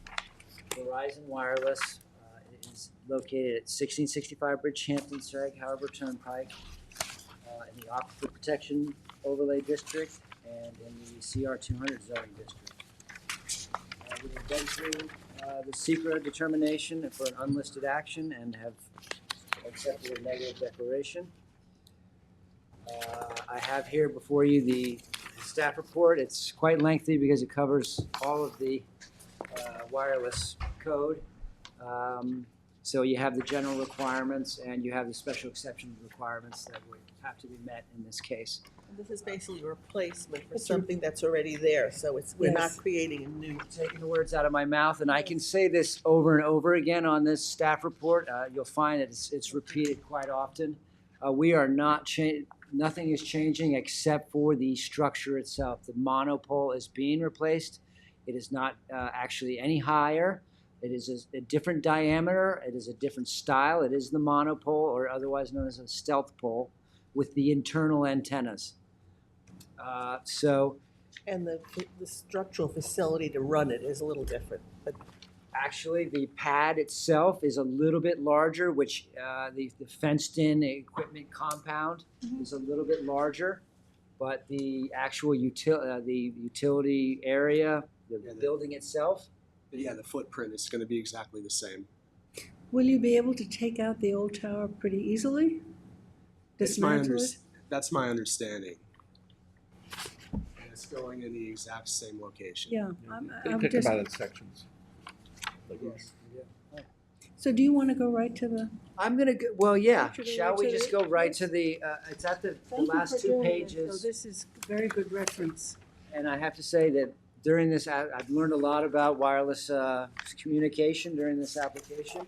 And it was a fantastic job. They had BHB do an entire write-up on how it meets the special exception standards, which was very helpful. Yes.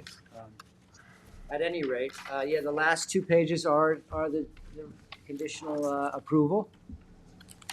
And I will just jump right into the resolved section, if the planning board permits.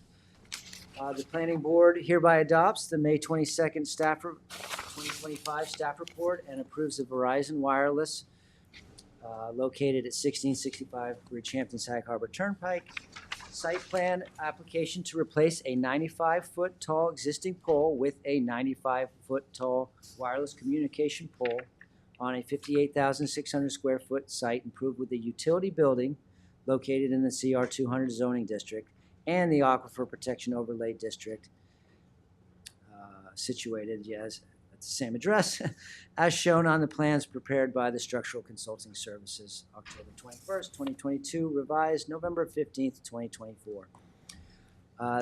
That's three sheets, those plans.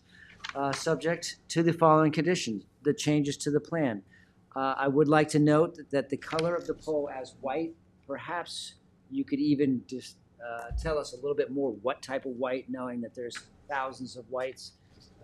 Maybe you don't know at this point. But. Yeah, if the board has any preferences, I'm happy to take it to my client. As of right now, it's just we would note it as white on the plans. I would check the pole by the Bridgehampton Railroad Station and see what was specified there. That seems to work well. It blends Like a in gray. with it's a gray white. It is. It blends in with the sky most of the time. Understood. I will make sure that that number associated with that type of Yeah. white is put into this document. Note that the mounting height of the lighting fixtures can be 10 feet or less, and that the color of the LED lighting will be 2700 Kelvin or less. So that the lighting, just doubling back, is inside of an enclosure underneath a roof at this facility. Oh. But if there is any lighting on that, the adjacent structure, we can make sure that it is They're dark sky compliant. dark sky compliant. So the general conditions, these are very similar to ones that have been mentioned before. All HVAC and mechanical systems shall be screened and located so as not to be visible from the adjacent roadway and adjacent properties. The installation will use the dusk to dawn lighting fixtures, whether located on or off premises and used to illuminate the subject parcel, shall not be permitted. No additional lighting on the property without planning board approval.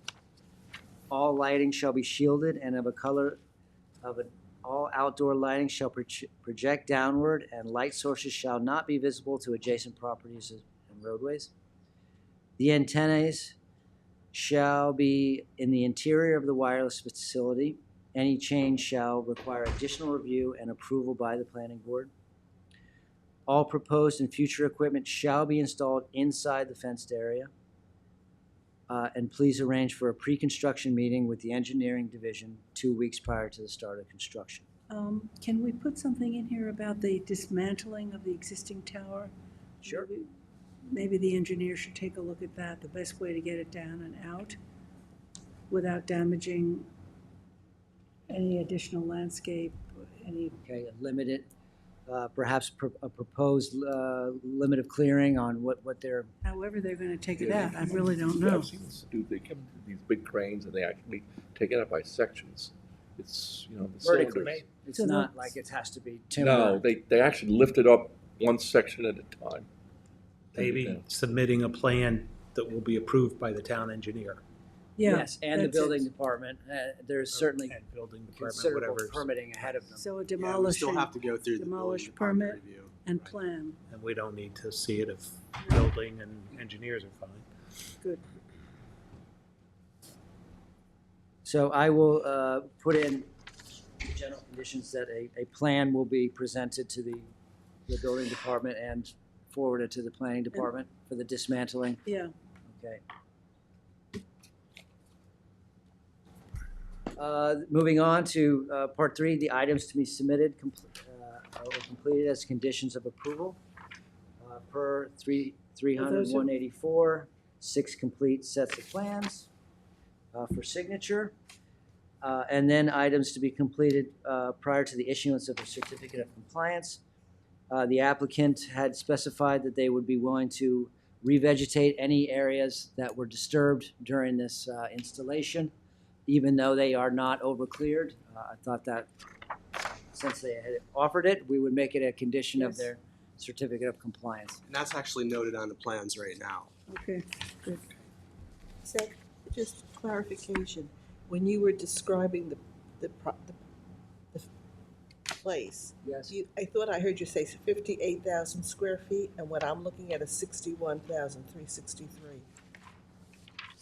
The actual square footage, I might have referenced the GIS versus the survey. I have the survey here, Yeah, but I I'm can just- make sure to clean that up I so just it's the want to make same. sure that it's It's not correct. different numbers? Yeah. Okay, I'll verify those numbers. So you'll have 4 carriers in the pole? As of right now, it's just Verizon Wireless, but the pole, it will be designed to accommodate future carriers if necessary. Up to 4 or 3? As of right, because the way it works is once they get their approvals, they actually order the monopole from the manufacturer, and then we submit all of the specifications to the building department, and they will have all of that information. But it will be designed for future co-location. And I presume the lease is for a significant amount of time? Said the property is leased? Yes. You have a copy? Do we need a copy of that lease, Christine? It's not part of the application process. Yeah, they're It's typically like owner's endorsement in a way, right? 20-year terms. I don't actually have a copy of the lease with me, but generally, yeah, they are long-term considering the amount of the initial investment. Right. Yes. Yeah. Shall we make it a condition that we, I think so. Just a copy of your lease. condition, a copy of the lease? It's sort of like an owner's endorsement when we review an application. Again, and I don't know if we cover that, if the lease ran out, lease wasn't renewed, who's responsible for taking the, Yeah, that should be in the lease, I would think. right, right. And one thing I would also note is this property is owned by a related entity of Verizon. It's Verizon New York Inc., who is they have a public utility use on the property, and they're leasing it to Verizon Wireless. Okay. Oh, So it's anticipated that it's going to be there for a while. Right, makes Yeah. sense. It's brothers. Yeah. in the family. Okay. Any other questions? Nope.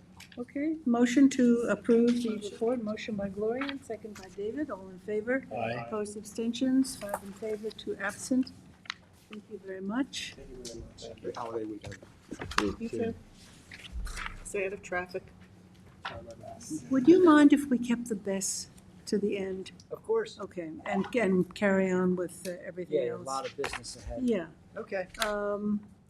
Anthony, you've got the Wilderness Trail. Yep, so actually Carl wasn't able to get anything Thank to you. me, so we're going to do an extension of the secret action deadline until June 12th, 2025.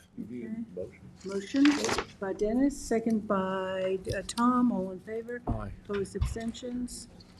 5 in favor, 2 absent. That was number 9, Number 9, Wilderness yeah. Trail. Extension. Extension to June 12th. Thank Number 10, Jane Frith, Yeah, so let me get the applicants coming in, but 1155 Bridgehampton Sag Harbor Turnpike. everybody knows the Jane Frith property, right? Good, how are you? Yes. Jane Frith, the owner. And Yeah, sure, you can show the planning board. we had a meeting in February with Janice Shear and I think you were there. No, I wasn't. Oh, okay, you weren't there. And Housing, Carraback, and Jackie Fenlon, Jackie Fenlon, CPF. So Everybody's on. This is a preamble to this application, so. So we have reduced, the yield on this is 8, and originally we had 13, but we ended up, now we're down to 9, so there's no density incentive. It's a very environmentally sensitive parcel. Yes. So we're gonna sell the 2 lots to the CPF. One's in the rear, yeah. Yeah, the 2. And then we reduced the 2, there was 4 originally, but now it's 2. And those development rights are gonna be transferred to another project that's going on, Janice Shear said, that, down the road. The community center, yeah. Yeah, and also the CPF will probably, they'll transfer those rights. Mhm. And then, so we're left with 3 existing houses that are, The little complex yeah, that's they're gonna be there. divided up. And then there's just 2 lots on the street, and then everything else is Great. preserved. So, you know, that's. So yeah, just so now to reiterate, because there were multiple meetings, and then we got Kara Yes. involved, we got Jackie Fenlon. Jackie Fenlon is aware, we had discussions, and even with Kara back, these will be preserved, but regardless, They'll be maybe used. the development rights will provide some affordable housing, it depends. These 2 definitely, so now this comes off the property. Those come These off. come off the property. Okay, so they're not going to build the affordable housing there. It's They going to be. need it to down they the needed to street. build the affordable housing. Yeah, so it'll With, be with, preserved. with the community center. house. Yes. So it'll be preserved. Yeah. So really, we're just adding 2. You're adding 2, you have the 3 existing residents and the 2 other parcels that they wanted, and everything else comes off. The other density lots That's came great. off. So So, we protect the land, but we still you're able to provide affordable housing, which was part of Yes. your. And also the septics all get upgraded, because I think those houses are pretty old. So. yeah, they're Yes. gonna have to get So septic. it'll be, you know, Yeah. that'll Where help we the were, we've been environment. working on this. I know, long time. Where we were was we were stuck in the completeness secret process. Because this is also in the agricultural overlay district, it's a type 1 action. When you have a type 1 action, you either have to do a neg deck or a pos deck. You can't do a conditional neg deck. So I've been working with the applicant so I can get them to a point where I think we could get a negative declaration and deem the application Move it forward, complete. yeah. So what I'll say is I'm comfortable now with this map. Janice worked really hard. We came up with the idea of transferring Yeah, the that was development great. rights off. That was great. So at this point, I'm going to put it on next time to do the secret review. But I wanted the planning board to look at this and understand what was happening before I did that. And I think we're much better. Yes. And by the way, with all of the restoration work that the DEC requires, because of the habitat out there and everything, so new buffers get established, and so this is pretty good. And again, if they're working, I think we got about as good as we could get. Yeah. It looks, Well, and the development Lots across of the green. road That's what we like to see. became really the key to it all. So you're buying those lots as lots, as building lots? Two lots. Those No, two the ones in lots. the rear. The ones in the. CPF. Yeah, but we CPF. want to, so we can get the money. I had them adjust. Being appraised and sold. I had them adjust driveways and stuff like that to make it a more viable purchase. You know what I mean, Right. Dennis? To make them more buildable. So that way we could could get. You raised the question, and that's much better now. So Great. 5 lots along the street, that's what you're gonna see. That's what you're gonna see. Affordable housing density off, CPF density probably. And Jane also. already has the 3 little houses that are nice, right? Yes, yes. So there are 2 more. Yes, it's just 2 more, so. And all this gets planted to reclamation next. It's part of the tiger salamander issue, which we resolved years ago, but we've stayed with all the things that Rob Marsh and Kevin Jennings required. Yes, if you remember, the DEC did an extensive. That's expensive. Yeah. Those are part of the drivers behind asking for CPF, and everything's been worked out, and Janice is happy with the map. And Anthony didn't bother coming to the meeting, so he has to. Yeah, no, this one I wasn't having. No, it was a big meeting to get everybody coordinated to come, so. so basically, Yes. we have driveways to potentially 4 houses that are not going to be built, but that their ability to be built is being transferred to the community center. Yes. The lots have legal access. Yes. And no, they're not gonna be built on the Yes. property, and the CPF is not gonna be built on the property. And you're gonna end up with 2 new lots and the 3 Yeah. houses that exist. But you had to have access to the lots in order to use them. For, correct. Yes. The access has That, been. that didn't click for me initially. Yes, yeah, that's But I had them do make all these adjustments. Yes. To, get And Okay, Anthony, so, did the 2 CPF lots, they back up to other CPF lands or something? It is, and actually we got something, just so you know. Didn't want to get too much into it. We'll deal with it during secret. But these coming off, this is Isn't that Mulvey? it's a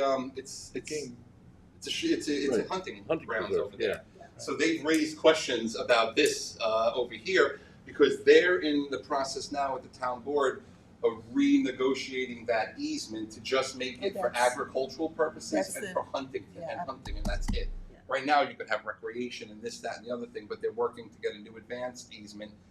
So getting rid of those lots actually is a good thing. I'm trying to think of the name. Quail. I can't remember. I'm having a moment. Yeah, They were shooting quail on that. Yeah, no. You'd find So I quail lived on the on road. Stony Hill, and I could hear the shooting, and they would come visit. You'd drive Yeah, and you'd yeah. see it. So that, Pheasants and ducks. Pheasants. yes, and you'd see them walking around. Yes. Yeah. It begins with an S. I know. Scavenger. Scavenger. Yes, yes. Thank you. I mean, it only took 5 people to bring that name up. History and bought it. That's it. Yeah, Oh, yeah. yeah. Yes. So no Yeah, action. that I'm going to kind put of it on. Pat Mystery and Junior bought it. Thanks, Anthony. Great. Oh, thank you very much, James. Hey, Jim, how much do you Thank want for you. the easel? Okay. How much do you want for the easel? I'll buy it from you.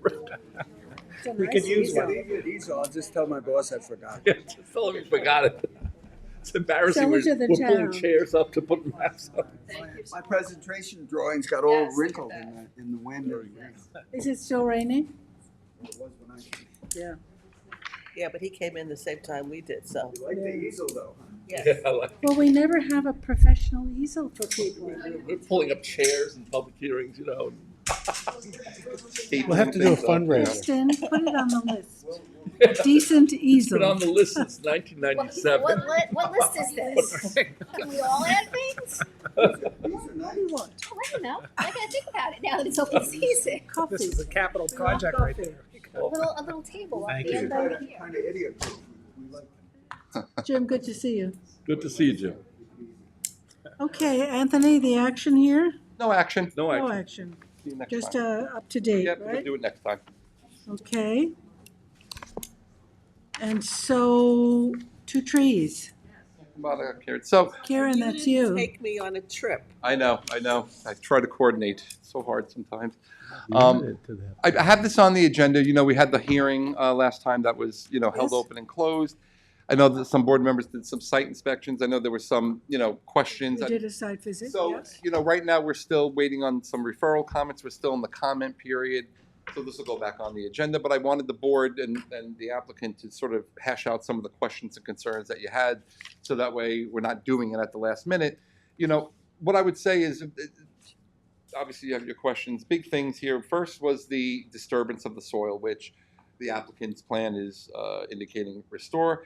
The engineer has looked at everything, so he's been working and he's been happy with how things are going.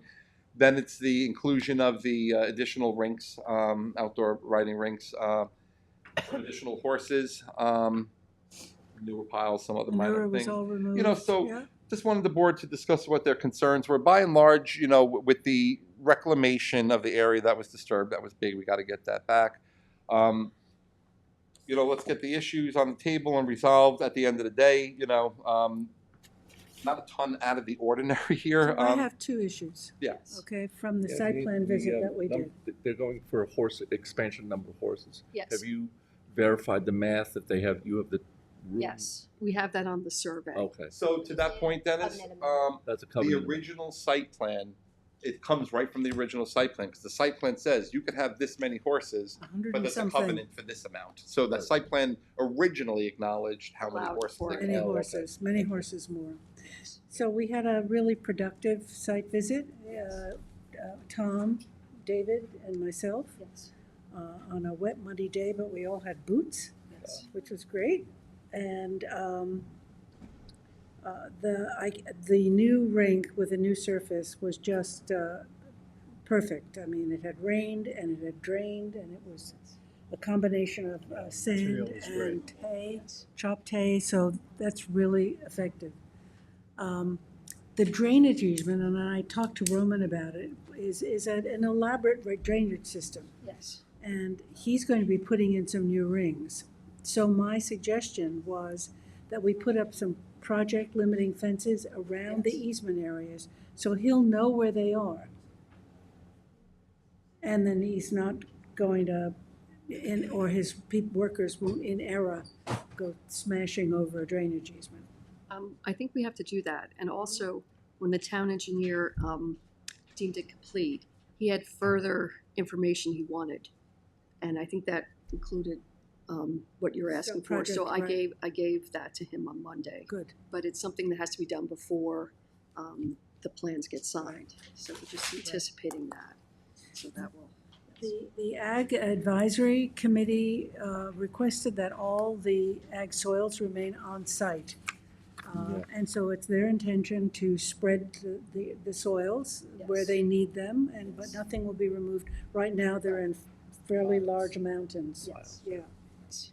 The one complicated thing that I saw, and I asked Karen to bring the private easement that the 2 homeowners have with 2 trees, because it seemed to me that it was in contradiction to the flow where 2 trees is bringing equipment in, and it's bringing it right in, essentially in front of those 2 homeowners. So I just don't know what those private easements said. Is it to the fence? Does it leave a? It's actually in the application Okay, that we maybe submitted. Christine can have And, a copy, take a look at it. It says what, I'm sorry about that, because I thought, it's in the application, but Okay. I have a map. You can just email it to me too if So you have them. this is in the application, but if you just look at what it's allowed, it's supposed to be kept open and no permanent structures. And I believe I have. Can you Let the bring that cul-de-sac. up, Anthony? That's a cul-de-sac.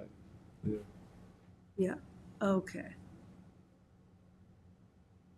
So the area we're talking about, can you, Where we talk about Right check. where it narrows, right?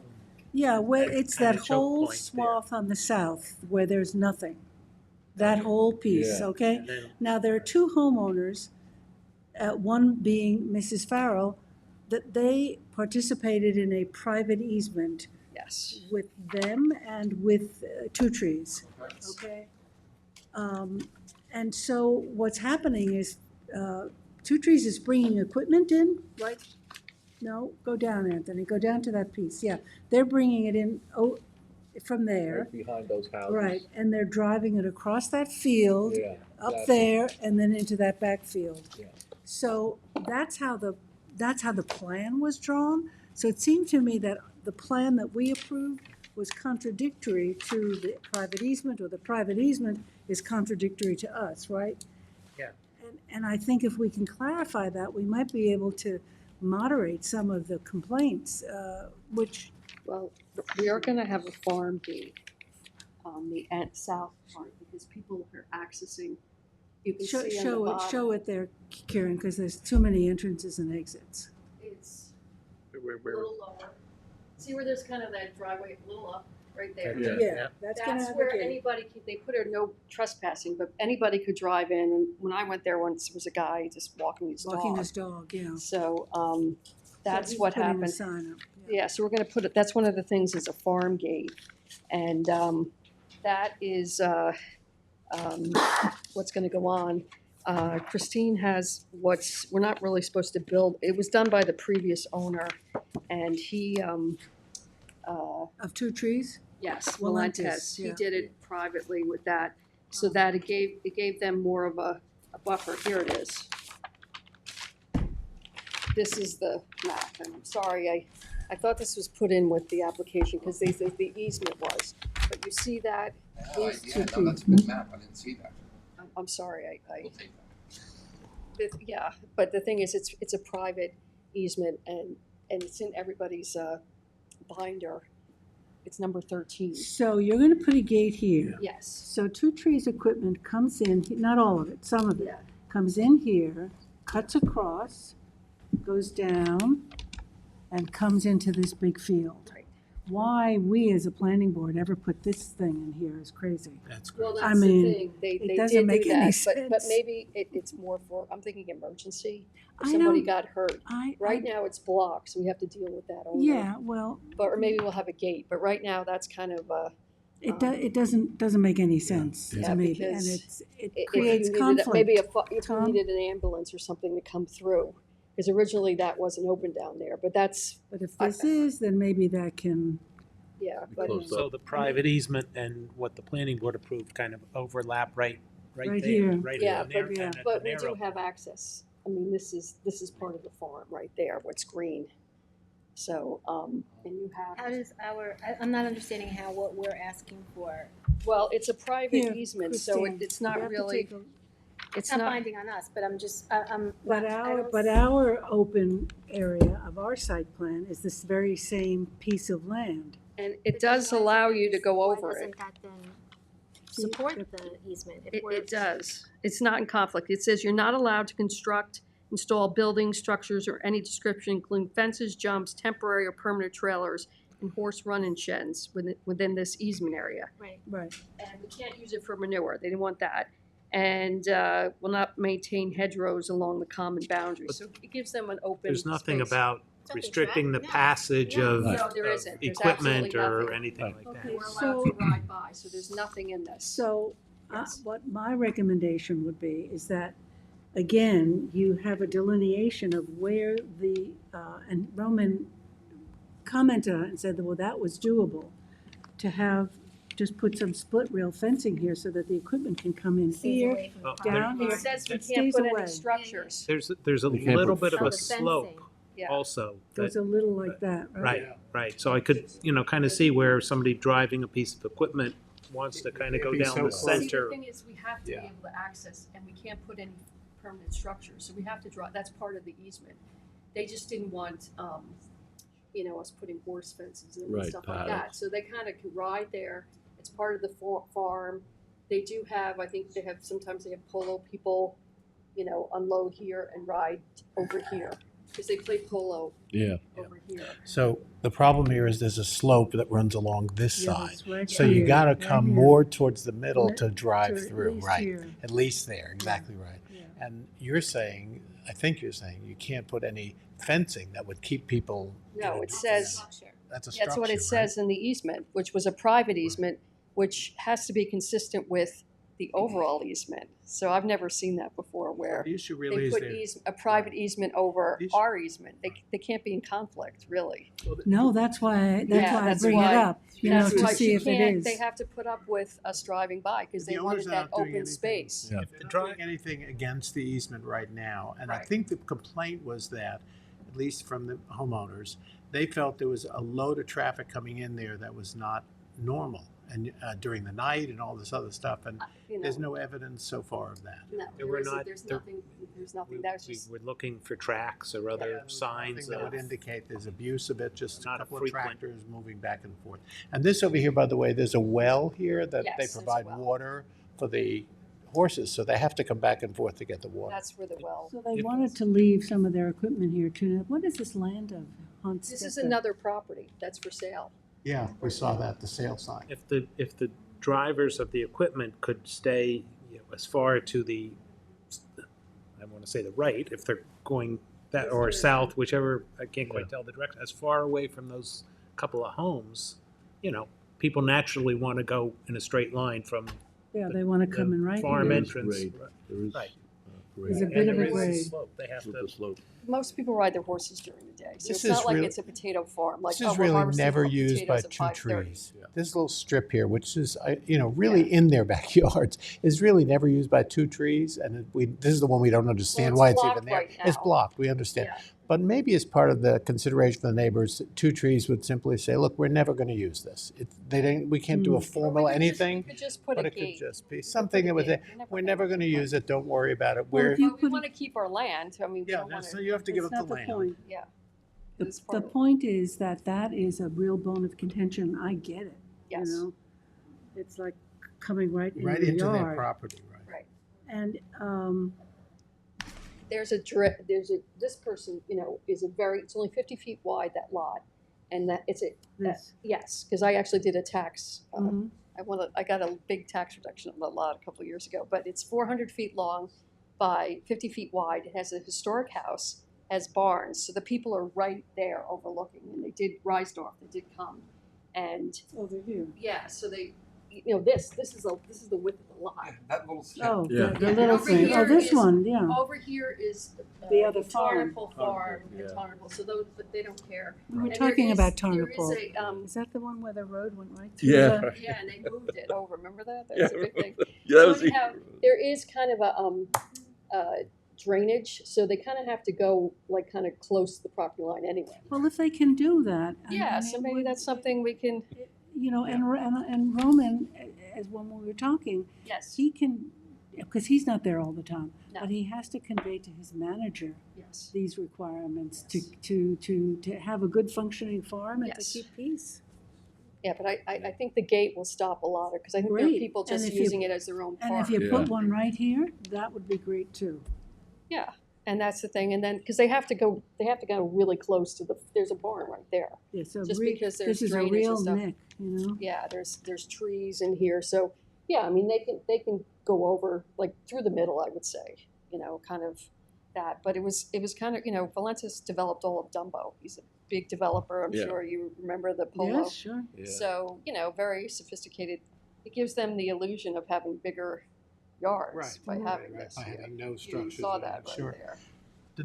This is the lot for sale. Yes. Can we make sure these people know about all these restrictions around here? Because you don't want Yeah, somebody I think buying they and then actually, causing all sorts of. They sent a letter in support. They did, okay. And then there's another lot being built. This lot, 18 is being built right now. It's not part of the horse farm. If you drive by, you'll see big piles of sand. Yes, Yeah, so that's what's going on, so. but they've taken away all the manure. Right, because it used to be next to, the original Yes. approval has it all here, and I remember seeing Right. it driving by, so now it's in They 4 removed it all. containers. Yeah, And that's the way to do it. It containers, right. doesn't leach into the ground, and they have to remove it every couple of days. Are the violations, is all that still moving along? Yes, we got all the fire marshals set, and then, as town attorney, as John Cambridge wants us to get planning board approval, and then he'll settle the rest. One was number of horses. They had to We get rid had of the too many. They had a trailers, tent. all We that got rid of stuff. the RVs. There's a lot of stuff that Mhm. we just wipe away, but I think he's just to keep the pressure on Yeah. us. Yeah. We just So- get the approval. I mean, we get this approval, I'm sure by the end of this summer, I can get it, Yeah. because that's what he's looking for. So can we just do a review, Christine, about this private covenant and the covenant that was, Written down. you have it? Okay. Okay. Just so that one is not contradictory to the No, other. I'm gonna, when I bring this to the board to do, condition the report, I'll have a write-up about the 2 easements and let you know if there's anything that I see. Okay. It So does say that Walentis in ma- the easement, right. yes. Did he make it with all the, or just these two? It's, Just these two is the private? no, it goes all, see this is all the, all the this pri- that's part of it. highlighted is, I had them do that, because we had a question about that, so I thought it Well, was. that's helpful. Yeah, You so can we see had it. that done, but the easement was put in everybody's, and I Mhm. got to get it. Is he able to restore the work that he did initially, or does he have to wait till we go through the approval? He's got the mounds of dirt there waiting to be restored. Well, He's gonna spread it when he right does his now, new there's a ring. stop work order. So he can't do anything Yeah, yet. what happened was, and I was not involved in this, they got engineering, and I think they had a permit, and then it got stopped, Okay. because they did have, and so then we had to get engineering, but they did get, and then it was realized, like, wait a minute, there's a conservation easement, they stopped. And that's when I found out about it, and so, that has a big drainage pipe going through it, so they've decided that's gonna go back to grass. So it's gonna be, and the engineer has additional plans that I just submitted on Monday. Because if you look at, when he did his sign off, there's a second page that says, before you get it signed, I want additional things, which is Mhm. probably the having the hay bales, the stuff like that, the SWIP stuff. So he has that on Monday, so, he's very good. Yeah, I mean, I think Yeah, he, he's very good, the town and engineer. but Roman, to the owner too, I Yes. think he really didn't understand the importance of the drainage, the complex drainage Right. systems on ag fields, which are notorious for flooding, they just flood. He's from France, and then he's in Yes, Wellington, so they don't know, exactly. they don't. So if we can put fencing around those drainage easements, then I think when he puts in his new ring and spreads the soil, I mean, maybe there is a way to put a fence, but that would be kind of maybe a suggestion by this board or something, and Yeah, then, to because it's close a off- private, They'd have to covenant. amend their, I mean, if we're not Covenant, bound so- by it, we could do it, but it's just knowing that it's gonna put you in conflict with another covenant. Yeah. There's- Yeah, that's the thing, so you so do it let's, as a gesture. or maybe that is something, Maybe I don't they know what agree the amongst other, themselves because that there's they would ride five, with that. there's 5 parcels involved there. We have this immediate site plan, but, one of the underlying issues that I think, kept coming up was once, if this goes forward, the next thing is there gonna be big special events. I don't know that these are directly connected, but I think there were certainly neighbors upset about the idea of the construction and all of that, but what seemed to be an underlying concern is that, and, you mentioned polo, I remember polo from when I was here and all the parking issues, those polo matches were caused, is there a relationship here? I can't ask if he intends to apply for special events, I guess that's not, He said it was off the table. Yeah, but how do But you we? can't restrict, yeah, for this now. board No. cannot I mean, restrict it could special in the events. future. Yeah. It's with the town board who delegated to the, Yeah. Ryan has it now? Murphy, the public safety Public code safety. enforcement. This board has no So jurisdiction we're gonna over have special nothing that events. says, this we is would all approved, but discourage you it. I can't mean- have special events, we Yeah. can't. And they're very strict, and it was done with, they were kind of advertising it, and we hadn't gotten the Yeah. approval done. So that, I'm dealing with because I people think from that's, other countries and stuff like that. to me, so. that's got- really the He underlying said- issue. in all He this. said it's off the table. He said it to us when he was, at Yeah, least he but said I it to mean, they're me. not, I mean, because we He would said have no to have special parking events. off-site or whatever. I If mean, maybe he sells it tomorrow. No. Right. But you know what, there's one on the end of Lumber Lane. You seen that? Yes. Yeah, so that one has a polo match and they park all up and down the street, so, I mean, their issue is to get the 2 sand rings done and to restore Yes. the old one yes. and make sure the drainage area is And proper. it's a safety issue because safety, yeah. having broke my ankle on grass that wasn't soft when I was about 19, riding a horse, the sand rings are, everybody has sand rings. It's safe. It's safe for the people riding and for the horses. I And you think look the at they had the Classic classic put them had in. they had to rip out all the grass, even though they had the best grass. Yeah. Because they said it was too slippery. Too slippery in the wet, yeah. So But the restoration cannot occur until they remove the stop work order, and that won't be removed until we get planning board approval. okay. Yeah. So that's. So as soon as we get that, We're writing a report. But we're still in the comment period. I Ends did on my Saturday. referrals. Ends on Saturday. Let me gather everything. I'll prepare a report. I'll go through all the issues and I'll put it on an agenda so we can move forward at this point. So No you- action today. I just wanted to make sure You you just guys. heard what we. And, Yeah, I wanted to hear what you guys had to say. Hopefully we can get an approval on the 15th because it's just those 5 things, and we have to have engineering. Yeah, I want to make sure my time period, but yes, I want to move this forward. I think the engineer provided The comments. site visit was very helpful, Well, thank I you, must say, thank because you, it's a Jackie, and I think huge it's good project. to work with that. You're right. Yeah. We'll be working Yeah. with them, so I really appreciate that. Yeah. But we'd like to get that ring, Sure. because it's a big mess. No, I agree Well, you with also that. have a lot of people wanting to ride, right? Yes, and they're all coming out now. So it's the season. Don't we know it? No, we'll get the traffic. Thank you so much. Thanks. The traffic in the last week or so has gotten much Crazy. I know, it's like Really everybody, because it's been built up. cold, that's what I think. They just all decided, like, we're gonna do something now. 2 o'clock today. So, all right, thank you so much. Thanks. Bye. I actually turned my heat on Jackie? today. I did. Oh, you have We're one doing more? the night meeting, so can I just do my walk on? Yeah. I didn't go on, but I put the systems over. Okay, there's a walk-on, number 20, Southampton Meadows, Lot 7, on 17 Sumner Drive. So, board members, so let me explain to you. What are we looking at? Just. Hi, Richard S. Fernan, 320 Hampton Road, Southampton, for the applicant. And I'll defer to Anthony. Yeah. So let me just bring this up. The property's in red here. In 2005, Southampton Meadows was approved a subdivision. Okay? Where are we? Oh, I'm sorry. I'm gonna get myself here. Here's County Route 39, Sandy Hollow. So we're south, and we are in what part of town are we in? Shinnecock Hills? Yeah, in Shinnecock Hills, basically. You're on the border of the village. Yeah. Let's see. Okay, this is, you come off of County Road 39, just Yeah, I believe west so, of the rehab center. Yep, and these were all the old cottages, the old Macy's cottage house kits from the 50s. As a matter Okay, of fact. that's not what I'm thinking of. Okay. This, if you look at this subdivision map, Not far from PC Richards? I don't think so, right, Anthony? Not really close to PC Richards, I think. here. I'm not sure, I don't live there. Okay, PC Richards is on the County Road 39, right at the bend, right? Go up to where that, this might be it here. that's PC Yeah, Richards. yeah. Yeah, so just that's So how. come down. So that's what we're talking about, that open land there? Well, it was a subdivision. So, yeah, they'll this give is you an the- older area, They'll give you so- the history. Isn't That's this, McGee Street to the west, I believe. no, I think it's McGee is south. further west. Okay. Oh, right, that's not McGee, sorry. Yes, it's right near PC Richards. There you go, south of PC Richards. You know where we are? Okay. So in 2005, this subdivision was done. Yeah. Southampton. Mountain.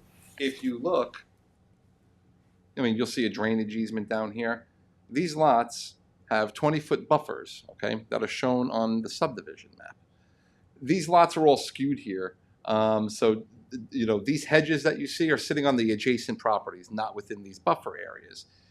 If you start going through the file, There's no covenants for these buffers. There's no mention of these buffers in the resolution of approval. There's no mention of these buffers in the file at all. There's no meets and bounds description on the buffer. It's shown as 20-foot buffer on the subdivision map. It doesn't say vegetated buffer. It just says nothing whatsoever. So Christine and I have looked. Claire started this with me because there's no covenants. Titles weren't picking up on this. Building permits were issued for this piece, for this piece, for this piece, and for this piece. All of them encroach into the buffer. So The imaginary buffer. the imaginary buffer. So I went back before I come to this board to say we should probably eliminate this buffer. I was trying to figure out what the rationale was, and I can't come up with anything. If you said to me, this was a wooded property, I would be able to logically draw a conclusion that we were buffering for, here, there's nothing here. And I feel like this may have just been a mistake on the map. On the key is that it's not in the resolution of approval, and there's no covenants for these buffers. So all these permits were issued, CCs have been issued, and what happened was, I think you have a client that's selling or buying the property. It popped up on the subdivision map and finally showed up, and now the title company's saying, we got a problem here because now it's showing up. We can't do a universal change here. We don't have that ability, but this property owner came in, and what I did was I gave you a resolution. It was the first one I handed out. It says Southampton Meadows. Got it. And basically, what I say in this resolution, that the map was filed in 2005. It contains a map notation that a 20-foot wide buffer affecting Lot 7 and affects these other lots. I say there's no declaration of covenants or restrictions requiring the aforementioned buffer. The specific kind of buffer is not noted on the maps, and there's nothing in the planning board file making any reference to this buffer. And I say subsequent to the filing of the map, the building permits were issued for Lot 7, in addition to several other lots for which the subdivision map notes a 20-foot buffer for improvements that encroach into said buffer. I go on to say that the planning board further notes that in addition to there being no record of the reasoning behind the buffer, there was no vegetation within the buffer at the time it was supposedly established, and therefore does not provide any screening for the adjacent residential properties, most of which already have 6 to 8 foot hedges in the rear of their properties, of the adjoining property. So then I just say the planning board hereby agrees to eliminate this 20-foot wide buffer notation and requirement as pertains and affects to lot number 7, subject to the following. And I was just going to have them file a covenant to that effect, that because there is no covenant to amend, you can't do a wholesale amendment of the map, so I was going to have them file a covenant to eliminate the buffer. Eliminate the buffer. So we'd have to do this lot by lot as it comes up. As it comes up. As it comes up. Yeah, well, that makes sense. Listen, I tried. I would never come to this board to eliminate a buffer if I don't. But this doesn't make any sense to me. I got to be Is honest. there a way to alert the building department that for future people building on the lots, they should be aware that there's a 20-foot buffer? Well, permits have already been issued for development Everything's within those done. buffers, Okay. so it's built out. So Oh, it is built it'll out, have to be rectified through, I think, an action of the Every time somebody tries to sell their Correct. house. Yeah. if it It's pops like up. the clearing in Sagaponic for that development. Yes. Every time we do one at a time. They changed the clearing. Yeah. Yeah. So percentage. here I just recommend eliminate the 20-foot buffer subject to the filing of the legal docs. Motion. Yeah, anything more to say? Nothing? Anthony said it. I thank you. Anthony and I met with Christine on this. Yeah. My client was an innocent buyer. He got COs, everything, and in fact, 2 years after he bought it, he went in for more stuff. He got COs for that. Now and the surveys all didn't show anything. Right. Now the new buyer comes in, and he goes to the same surveyor who says, "Oh, this is." There should nobody be a knows what buffer it is, here, right? yeah. So I appreciate your assistance. This has jammed up the sale, as you could imagine. We're trying to close, and we can't until this gets resolved. So I thank you for your assistance, and Christine and Anthony have been very nice with me, and thank you for letting me come in as a walk-in today to do Great. this. Just do A motion, please? Motion Approving this. motion by Gloria, second by Tom. All in favor? Aye. Opposed, abstentions? 4 in favor and 3 absent. Thank you. Thank you so much. Thanks. Have a nice long weekend. Thank you. You too. Seth? Sorry.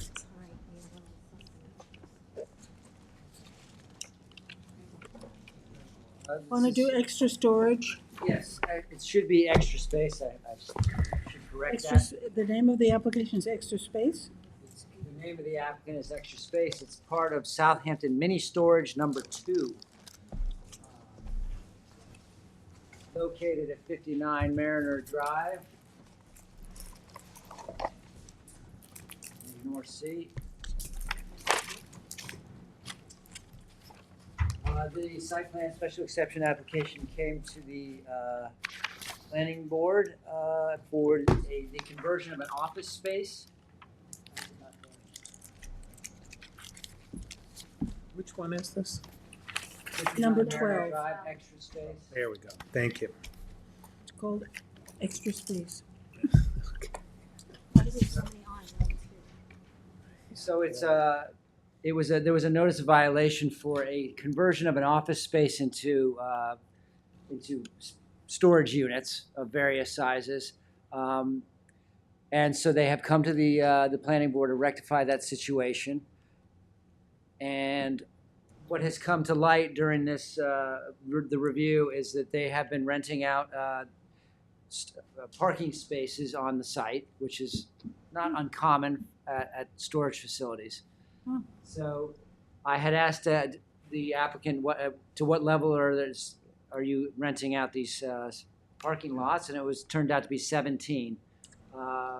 Now they have required parking at 2, which is the formula is one for every 2,000 square feet of the building. It's a 3-story building. It comes out to actually the same size as the size of the lot, 48,000 square feet and change. So I did the math, and that comes to 25 spaces are required. By the town code, you are there's a special exception standards for self-storage under 162.4. It says required parking spaces shall not be rented as or used for outside vehicular storage. However, additional outside parking areas may be provided for the seasonal storage of recreational vehicles, including boats, provided that any such areas are adequately screened and sized for the anticipated use thereof. So I've asked the applicant to proceed to either the Zoning Board of Appeals for a variance, so that they could ask for a parking waiver, perhaps, and they could actually rent out some more of their parking spots, or that they could discontinue the renting out of those extra spots. So are at you this saying point, that they need 25 spaces for the size of the building? yes, that is. And how many do they have? And they had 30 plus 1 ADA. So they had 30. And they're renting So 7. they had only really 5 spaces to play with. Yes. So it's an I office don't- building now. No, it's a storage. It's a storage facility that had an office space. Well, what's happened is the two mini storages, these two are consolidated under a new corporation, Extra Space, which is now nationwide. So they have taken over those two, and they have taken out the office space, as this was a separate commercial entity at one point. They've removed that office and are now kind of a satellite of the other, this one here.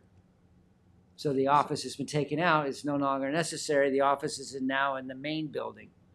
So can you read that special exception again? Because I think we're misunderstanding it. I think it means something different. Sure, Maybe okay. Christine can lend an ear to this, because So again, this would be F of 162.4. Required parking spaces shall not be rented as or used for outside vehicular storage, period. okay, so no storage of cars outside.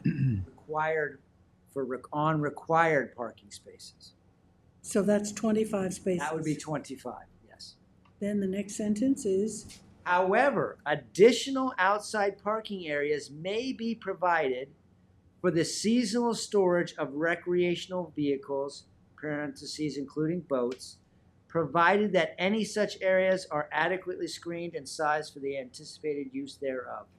see, I think they're talking about storage, outside storage. They're not talking about Parking spaces. parking spaces to rent. They're talking about outside storage spaces.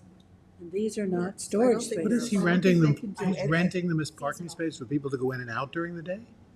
This is, a lot of landscapers, I understand, use it as like a motor pool. That's where they put their machinery. I don't think it's permitted. That provision is talking about recreational vehicles, not talking about I mean, it does mention them both. boat.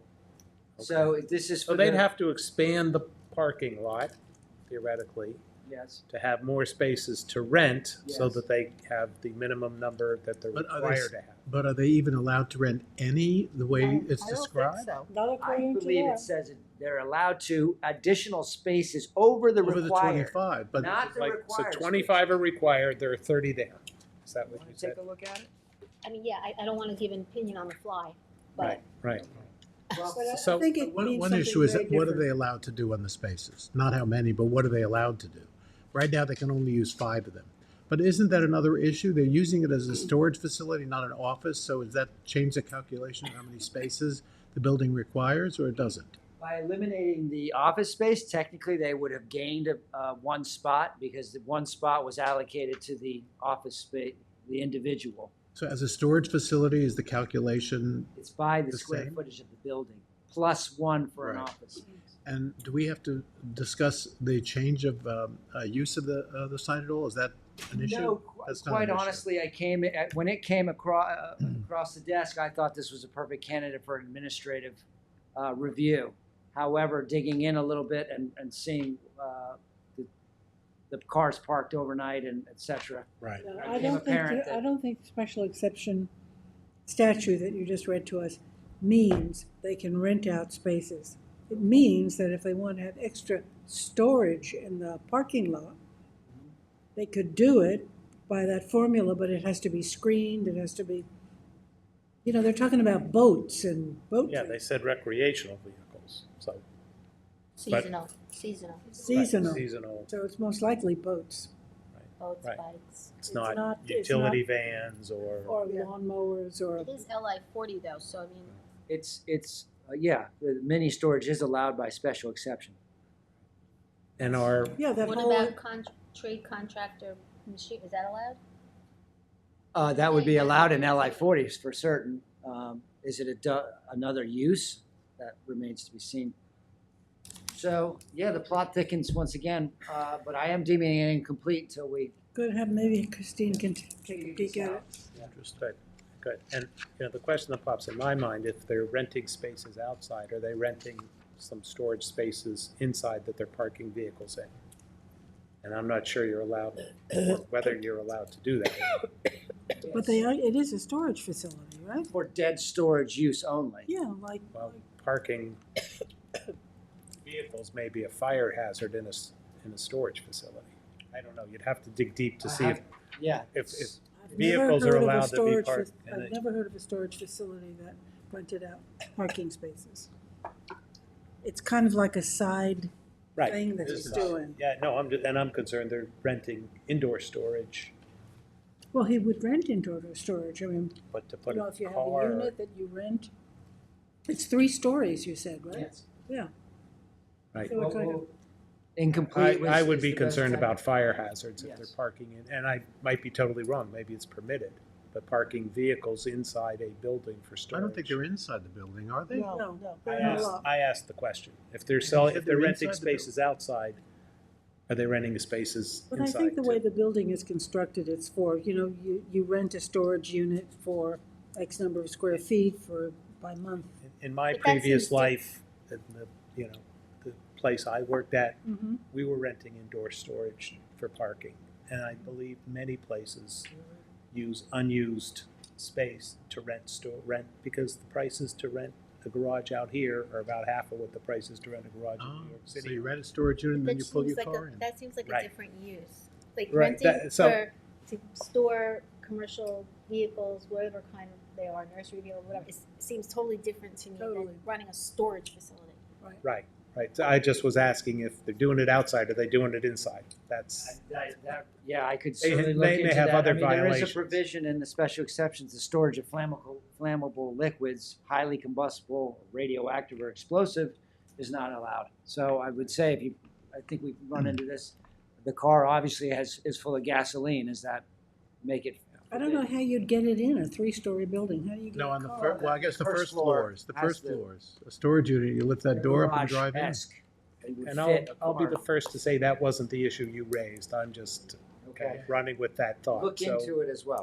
You're adding to the questions. adding to the questions. It's adding more problems to the problems. So this is what guy it's doing. clearly was willing to be creative in using his building, so why not? You know, you think about it. Well, So no action. and he may, Incomplete.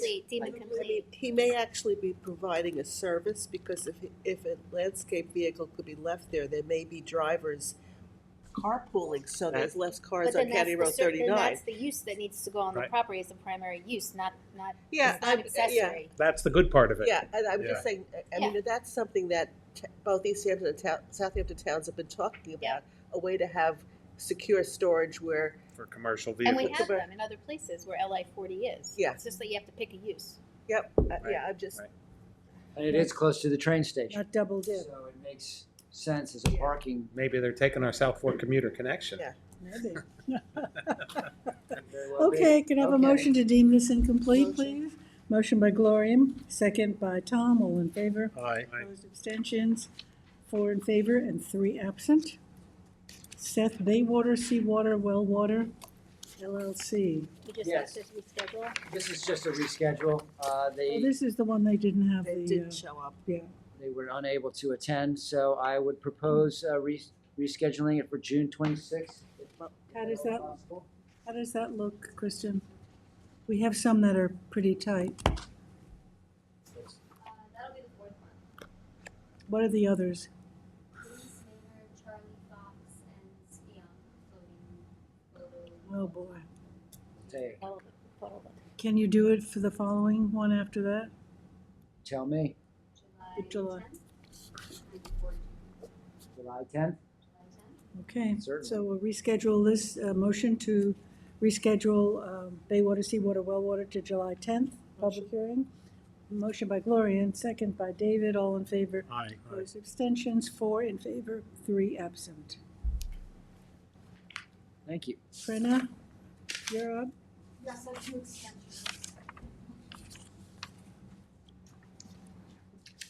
13A and 15 Summit Boulevard. Yes, that's for a lot line modification. They've already gotten one 90-day extension, expires in a few days, so they're looking for their second 90-day extension. So put it to August 17 of this year. To August 17. Okay, motion by Gloria and second by David, all in favor. Aye. Opposed, abstentions, 4 in favor, 3 absent. Number 15, Dean Van Tassel. That was a subdivision that was approved, they had a pre-application report approved in May of 2023. So they've already gotten their one sort of automatic extension, so it's been live for 2 years. So this one is essentially extending it again for another year, but by way Another of, year. yeah. So May 25 of 2026. May 25 26. of 2026. Okay, motion Motion. by Gloria, second by Tom, all in favor. Aye. Opposed, abstentions, 4 in favor, 3 absent. And Seth. Seth, we're up to you. Southampton Hills, Lot 16, site disturbance. Thought I might pass around this revegetation plan. It was quite well done. So this is a revegetation plan. The site is at 2 Southampton Hills off Middle Line Highway.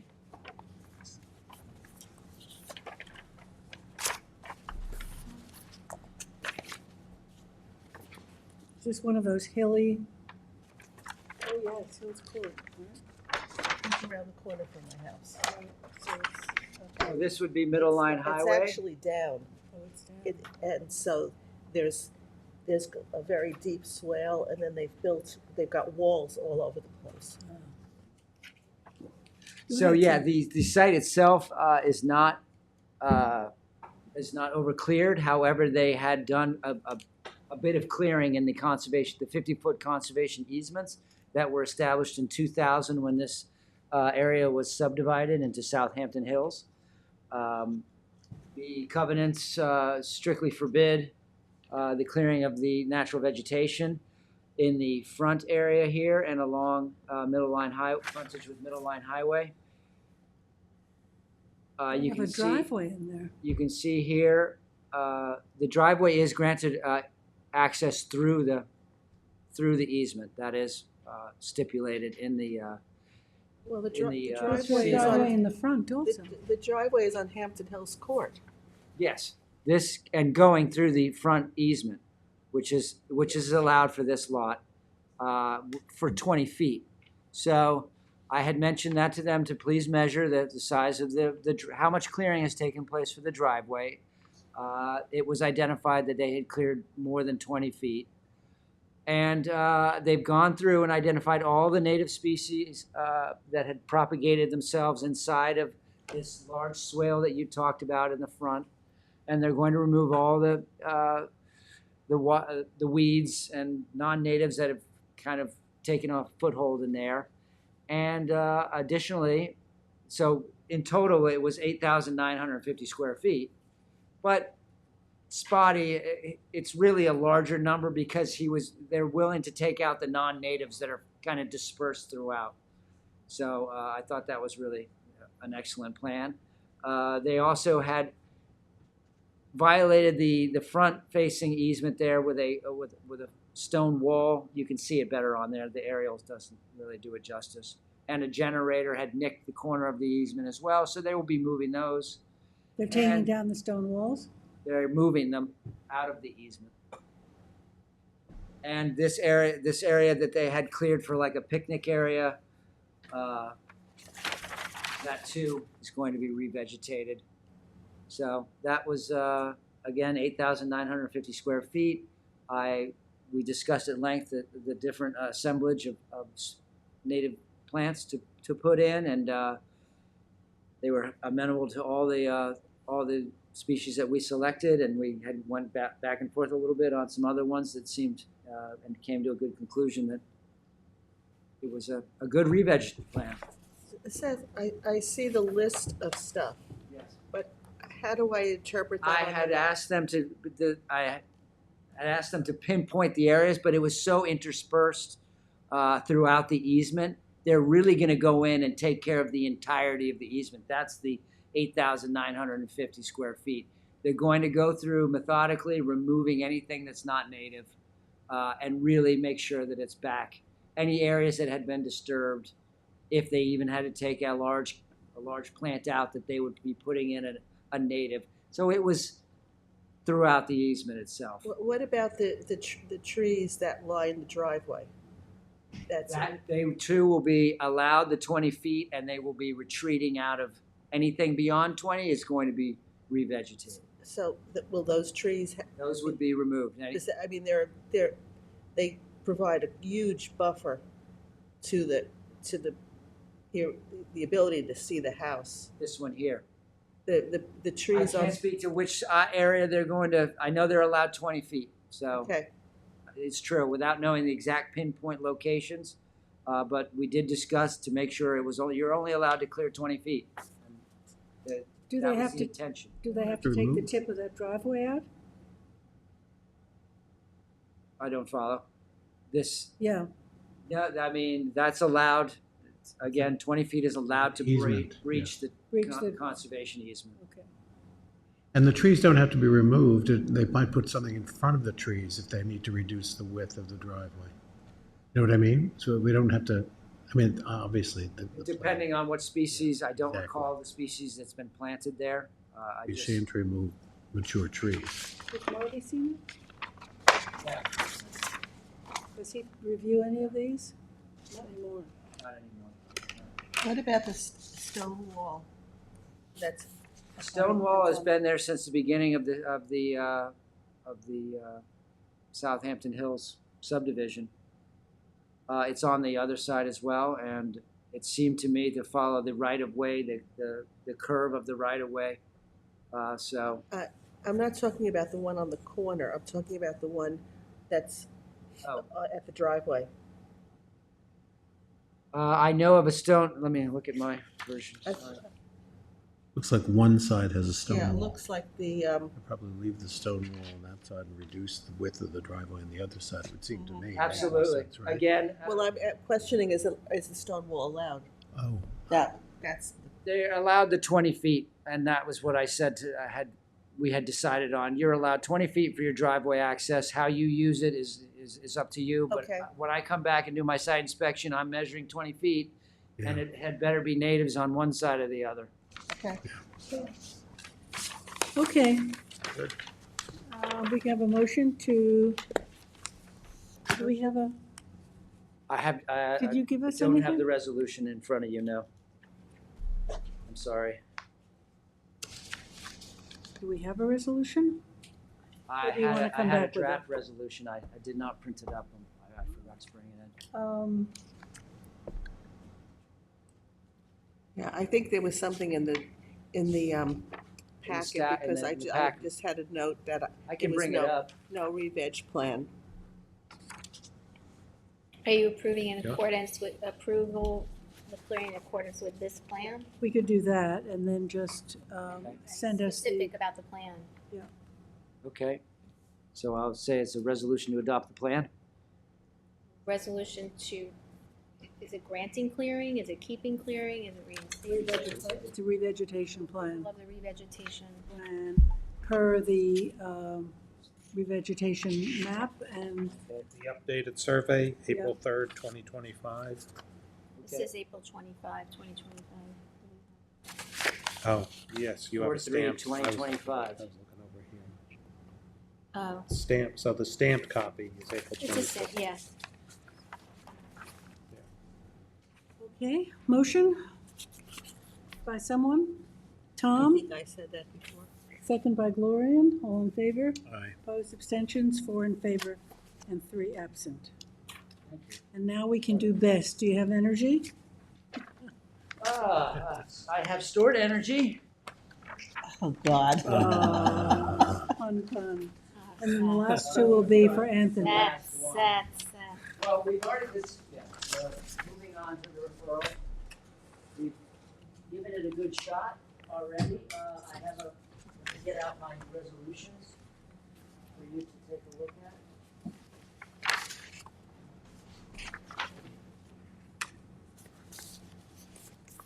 You're signing plans, Gloria?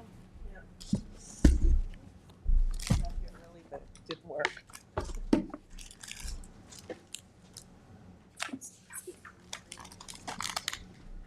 Jackie, do you want to acknowledge the plans she's in advance? Yeah, where are they? Let's see, we're acknowledging sign plans Noyak, Northview LLC, Is that what? and then the enclave on Noyak. I don't know what I'm seeing, so this is the enclave. And 64.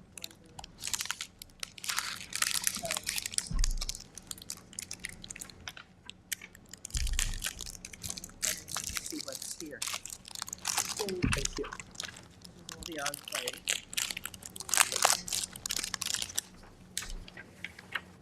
And what else? Well, what else do we? It's 64. That's. Acknowledging 64 Lewis Road. And then you have one more, Noyak, Northview. Okay, I just want to Okay, make so sure I see 17, them. 18, and 19 signatures are acknowledged. And now we're Great. moving on to the referral for Bess. So it's on twice. These are very similar, these resolutions, one of which we discussed at the last meeting, which would be the repeal of section 162.21. Did we not vote on that? You know, we were in a we were just discussing it, and no, we never voted on it. It was part of a work session. So we were out of regular session. Right. And no vote was made. However, I did go ahead and write down the resolution of that day, Yeah. which would be the one alluding to the repeal. Okay, so why don't you read that and we'll vote on this? and Yeah, then so go on. the planning board hereby adopts the following comments and recommendations. The planning board supports the immediate repeal of 331.62.21 battery energy storage systems in excess of 600 kilowatt hours. the planning board requests further analysis of the proposed 300-foot separation distance as it related to the parcel zoned residential, but preserved as open space. But that, we didn't discuss that fully, you know. I think Dennis had commented on that. It was a but- comment, yes. I don't We really can- understand it, to be honest. But, I don't understand it. Well, he was talking about open space parcels, but I didn't agree with that. I mean, we didn't have a discussion about it on the board. So. Okay, well, I think the only thing that we really resolved was the first. Okay, well, that would simplify the matter for that Yes. resolution, because we So have it's- another resolution. So it's 1 and 2. There was a question about how you came to the 300 feet, I think. Right, and the open space parcels, and Yes. you had 32 parcels specified already, so. That's correct. Question was why. So let's leave that resolution for the repeal of 162-21. With that, the planning board supports the immediate repeal, and then we can move on. Leave 2 and 3 out of that particular Yes. one, and then move on to the next one. Let's go on Okay, to so the, let me vote on this. oh, yes, of All course. right. So a motion to accept this town board referral resolution by Tom, second by David, all in favor. Aye. Opposed, abstentions, 4 in favor, 3 absent. So that's that. With just number 1 in there. Yeah. Just number 1. So the, Now you just gave us comments to the town board. Okay. so these I dare not presage what the planning board would like. I mean, we have had the discussion, obviously, but if you have this would be an opportunity to ask questions or put further comments that you'd like on the record in your resolution. I have added what was discussed yesterday to my best ability. Again, the further analysis of the proposed 300-foot separation distance as it related to parcel zone residential but preserved. If you'd like to remove that, because think it's. And the top of this, Should read. there are 8 hearings right now Yeah. that the town board is considering. And 8 potential resolutions of adoption plus 1 secra determination. So these are comments, they intend to open them all at once, they'll call them out separately, but these should be comments other than this one, which perhaps will go sooner rather than the others, because we're still waiting apparently for Suffolk County Planning Commission comments. This should broadly address all of them. So whatever is going to go in this, we're gonna put a copy in each of the Town board. 7 other Okay. hearing packets, because those will be your comments. It's not specifically just for the battery storage, new Article 33, which is really the biggest and most meaningful one of all of them. Right. But there are a host of other companion Mm-hmm. local laws that would be part of this as well. So whichever ones that require a planning board referral, I don't think all of them do, because they're not all 330. But to the extent they do require it, there's a 330-76, there's a 330, the industrial table, the residential. It will all have these comments in them, so they should be germane to those. So you're saying here, though, Seth, to discuss the proposed repeal of 330-162-21. Didn't We're we just taking do- that out, because you just did that over We here. just did so that. we can take that I out. wasn't sure the best procedure on. Well, let's listen to Christine about it. So I don't really know how we should proceed. Do we go 1 by 1 for each of the 8, or what do you think? have a copy of the 8? Yeah. I have I think this. if we go through them briefly, you can say whether or not you want to opine on them or offer Okay, suggestions, right? yeah. So, So we're not dealing with this. that you Okay, gave we'll- us. we'll- Let's throw it out. Okay, we'll do a new version then. Yep. so these will be, you'll word this more broadly in lists, Sure. right? Okay. So All the 330s. Yeah, so notice of public hearing for Article 330, the new one is new Article 33. That's your catch-all. Right. That's where they are tiering the systems. Mhm. That is where they are pointing to areas, avoidance areas, the evacuation routes, and whatnot. You had made a comment that, or somebody did, about the 300-foot perimeter distance, property line to property line from a residential district or from a residence you also wanted to see a 500-foot distance to any evacuation route. So perhaps that's something that Okay. the board wants to submit as, and define where that fits and to include Okay. that in their I like that. discussions. Do you have that language? Yes, I'm getting that, Um, okay. It gives the applicant, the instructions on, depending on if it's a tier 1 or a tier 2, and Anthony can speak to more specifics if you need them, how big the lot size needs to be, the minimum setbacks it needs to comply with. And these are all recommendations in terms of the substance of this that came out of a working group that had all the stakeholders there. So these are not just willy-nilly recommendations pulled out from And wherever. I think George was on that committee or not? Yeah, he might have He been. was. Yeah. Yes, oh, yes, he was. Representing planning. So it was very well thought through. So, but you've made, a good suggestion about the evacuation route, because that wasn't brought up. So those are all That's a good. good one. So it has the avoidance areas. Actually, they can put the 500 feet into the coastal erosion hazard area in all areas. Special flood hazard areas, Central Pine Barrens core preservation, unless there's a hardship exemption. And then it has exemptions. If you're doing new or refurbished batteries installed in the equipment, devices, and vehicles that are they're designed to power. So if you're doing a like exchange of a replacement, you don't have to start all over again and go through this process.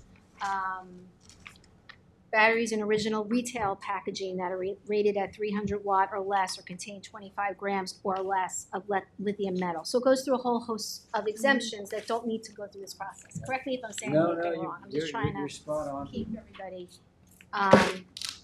They're allowed to repair. If something goes wrong, they can repair and replace in kind. They don't have to go through this whole process. They still have to comply with all the health and safety and the building codes and the fire codes.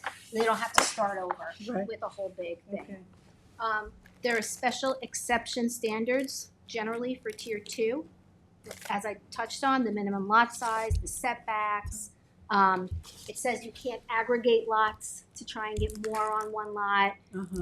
There are maximum heights, screening, all that kind of stuff is provided. And fencing requirements. Talks about right-of-way for utility lines, protection of the aquifer, anything like, so for best and excess, under the 5, more than more than 1 has to do special exceptions. So peppered throughout here are, you can fall in between tiers, but if you're near this, we're gonna make you do that. If you fall in an area that's this, we're gonna make you do this too. So it's a lot of general standards and then very specific standards and special standards that they need to comply with. And they're all written specifically for BEST now. They're new. Yeah. This is so it's a one package. One package. The other amendments help in this effort because while they're not all very substantive, they do speak to 330-76. How is it as an accessory use? What will you allow? What is the size allowed? Where does that have to be? It talks about how from now on, anything that is a tier 1 and 2 for type 1. Tier 2 is type 1. Tier 2 is an automatic type 1 secret determination, and it's going to go through a long form EAF. So that's another local law that we're doing. The repeal is the one that you know. Then the building code 123- which you don't necessarily have a referral on, but that speaks very specifically to all the codes they have to comply with, the electrical codes, the fire codes, the building codes. And as they change and adapt, they're going to be required to do that as well.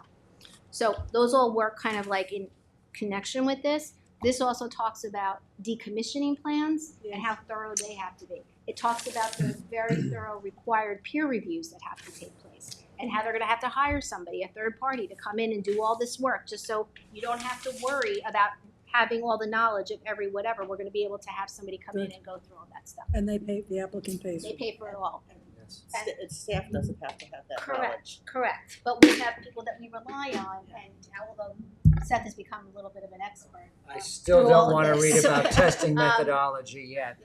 It requires all the kind of training that has to go into the local fire department, the EMS. They might have to buy things. They might have to pay for special training. They may have to, all this stuff is on the applicant.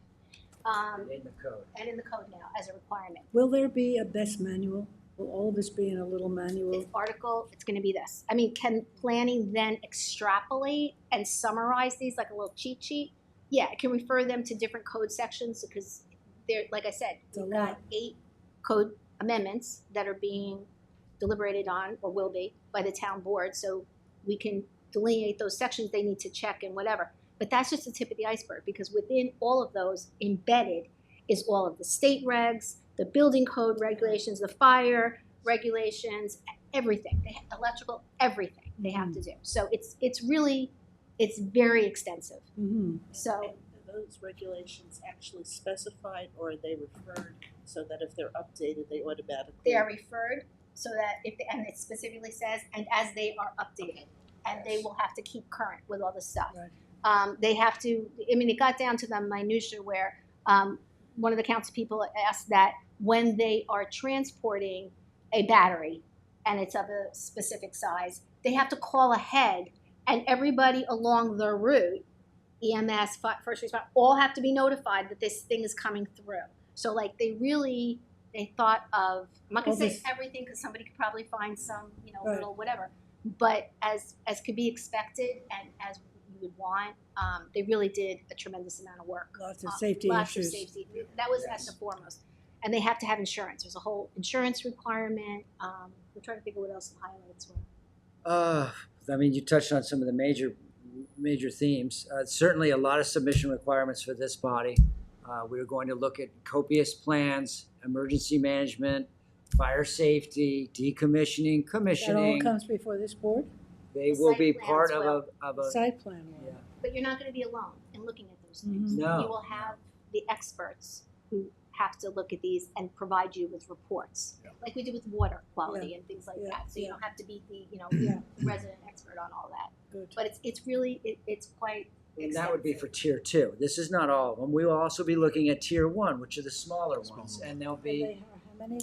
That would be tier 1 is 40 to 80, up 80 to to 600. 600, When I say 40, 80, it's interior or exterior, up to 600 kilowatt hours. That's tier 1. And the maximum. So that's a commercial We do not backup. allow anything above 5. Above 5. Above 5. And we're not really seeing any residential, because that's always usually below 80, so we're not a They big call this issue. behind the meter. This is a term of art that they use. So I don't imagine we're going to see a lot of them that may, over time, begin to heat up as people start to realize the advantage. But the way they've done it has been so, it seems as though it's so smartly put together. You're not going to get a fly-by-night operation in here. You're either going to get someone who is serious, who has the credentials to back it up, and it's going to be something that everybody can get behind, or they're not going to bother. Because they have to spend a fair amount of money. Oh, yes. This is not a cheap proposition. Based on, the review we had previously, and I watched a couple of the sessions, on CTV, and then I read the press article, which I thought was a pretty good summary. But there was one thing that they had in there that I think I wasn't clear on after our sessions, was these individual units have to be in a building, right? They're not out in open air anymore. Like the original, some of the proposals we saw were. That's a container is different than a that- building. yes. Can they be Right. in a container, or they need to be in a building? I don't know the answer to I that. think the press said it I needed to put be in the in a code that building. They're in cabinets or containers. Well, that's not. Yeah. That is not a building. So that might be one of your comments. You want to suggest or know that they looked at it and considered Because it. I think the press said a building.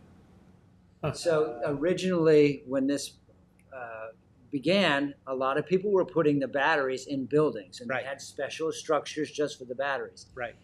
Because of the developments in this, because of the issues that arose out of it being in a building, they have now containerized these, because that has all of the protective measures are now, it's Inside the- ensconced yeah. inside The a fire, protective all the fire shell. suppression is inside the So why container, don't I ask for a right? definition of container or, Oh, yes.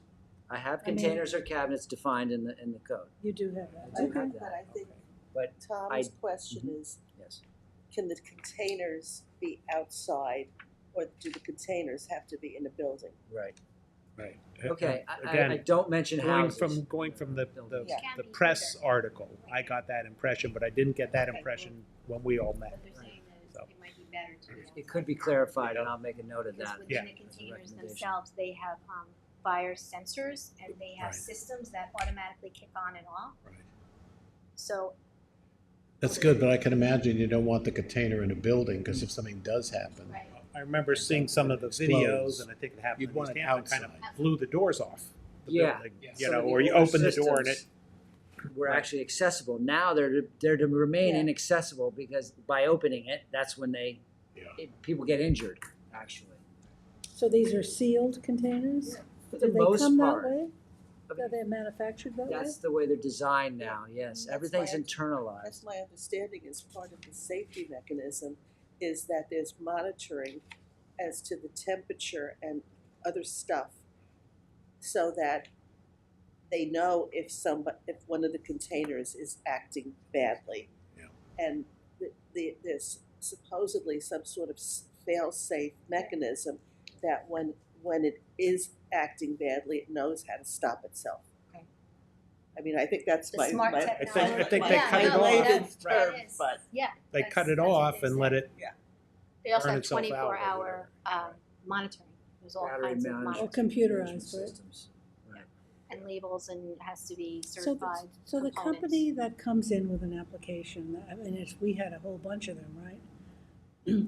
They have to comply to everything in this code, and they're responsible from installation to the demolition of it, Yes. and all the monitoring in well, I between. guess they're not specifically responsible for the demolition. The decommissioning. Decommissioning, excuse me.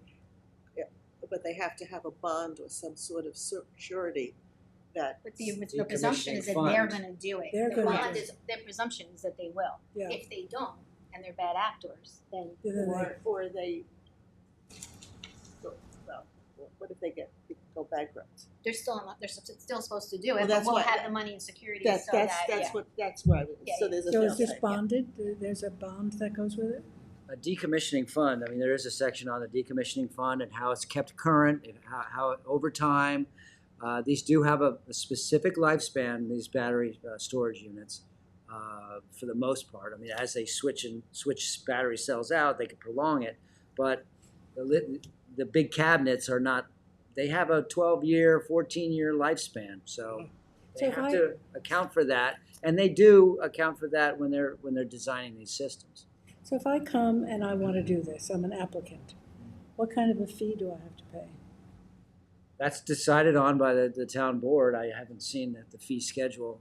Should it not I've be made that suggestions. There will be a resolution for a fee schedule. It should doesn't have to be part of this. It's done separately just by way of resolution. But I think once they finalize this, then planning can come up with what they believe the fee schedule should be, and the board can make that.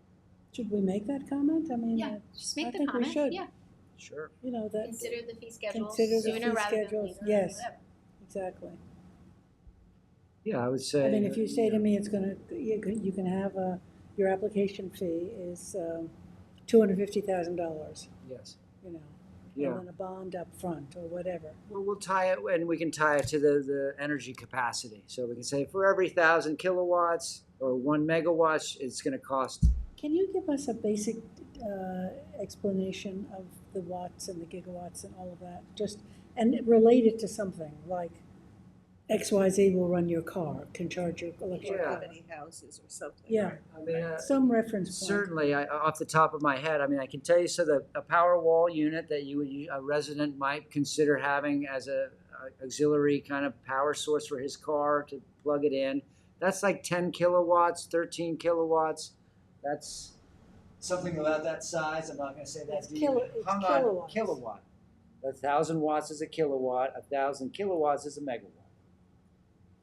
And then you start throwing into how that energy is put out over time, and that's when you would put the hours. So it does get a little confusing, and one is storage versus one is power. And a lot of people use those terms indiscriminately. We need Tip Rowland here. Yeah, you need Tip in Yeah. here. Tip Rowland had made comments about that at the town board level because he felt in a lot of ways we were mixing time with power, Yes. right? But but what we did, or what the board did, was mirror the codes that exist, and that's the language they use. So that's how it's measured. Yeah, Although, and Tip was 100% saying that you don't know what you're talking about. yeah, But he was a little more polite. no, he has a lot of knowledge, but they can't do it that way. They No. can't right now do it the way they. Well, we don't want to be out of compliance with all the other codes because we decided to reference something in watts instead of watts per hour. So we do just follow the regimen that was put out there by all the other agencies. At any rate, so that's the 10, 12 kind of area, small residential. Let's say 1 megawatt would be like 170 homes for. Say that again? 1 megawatt of energy is going to be like 175 homes for 4 hours. 5 megawatts is 1,000 homes for 4 hours. So that of storage. So a 5 megawatt system gets 1,000 homes through a blackout. Okay, and that's it, nothing higher than 5. Not really. Not really. 4 hours? Well, it depends on the size of the homes, I'm sure. This would Or be the average. blackout. And the size of the black. The length of time the blackout, yeah. Yeah, so. 4 hours. 4 hour blackout, that is. We'll So- invite Tip to come and talk to us. Yeah, I mean, if you have a home battery, Yes. A 10 kilowatt. that would be, so how long would that keep your house going? That's going to run your refrigerator for, 24 hours. Something along those lines. For a 10 kilowatt? I think, one of the residential units, I can't speak to that. I'm not sure exactly how long. Again, it depends on what you're plugging into the thing. Yeah, I mean, I have a generator that's propane, Yes. fueled, and it will run my whole house, including air conditioning, but I don't know how long. Well, we have to get you off the propane. And perhaps a battery. Now they'll be so regulated. I think they will. The adoption for residential units of these batteries is certainly growing I bet. exponentially. Is there, I'm sure there is in all of this, that as new technology comes in, Yes. the code will be adopted or requirements will change? You can always do that, but like I said, the code that speaks to capacities and the technical things that they have to comply with and all that is as the code changes, upstate, fire, building, whatever, Comes they from have to do the Right, current. They have to do whatever is the latest and Right. greatest out there. They have to do. Does the municipality like Southampton have jurisdiction above the state, or do we have to comply with NYSERDA and? We don't have to. There's nothing from NYSERDA that, as I understand it, that we have to comply with, and we do have to comply with the state in general if they have Yeah. laws, but we have local municipal home rule Jurisdiction, in connection. okay. Yes. We can be more restrictive, But we can't As be well. less. but we can't be less. That's the rule of thumb. And so we have put some very robust provisions together. And I think we spent a lot of time. This is the second time around it's been presented. So we've gone to back to the drawing board and tightened it up even further.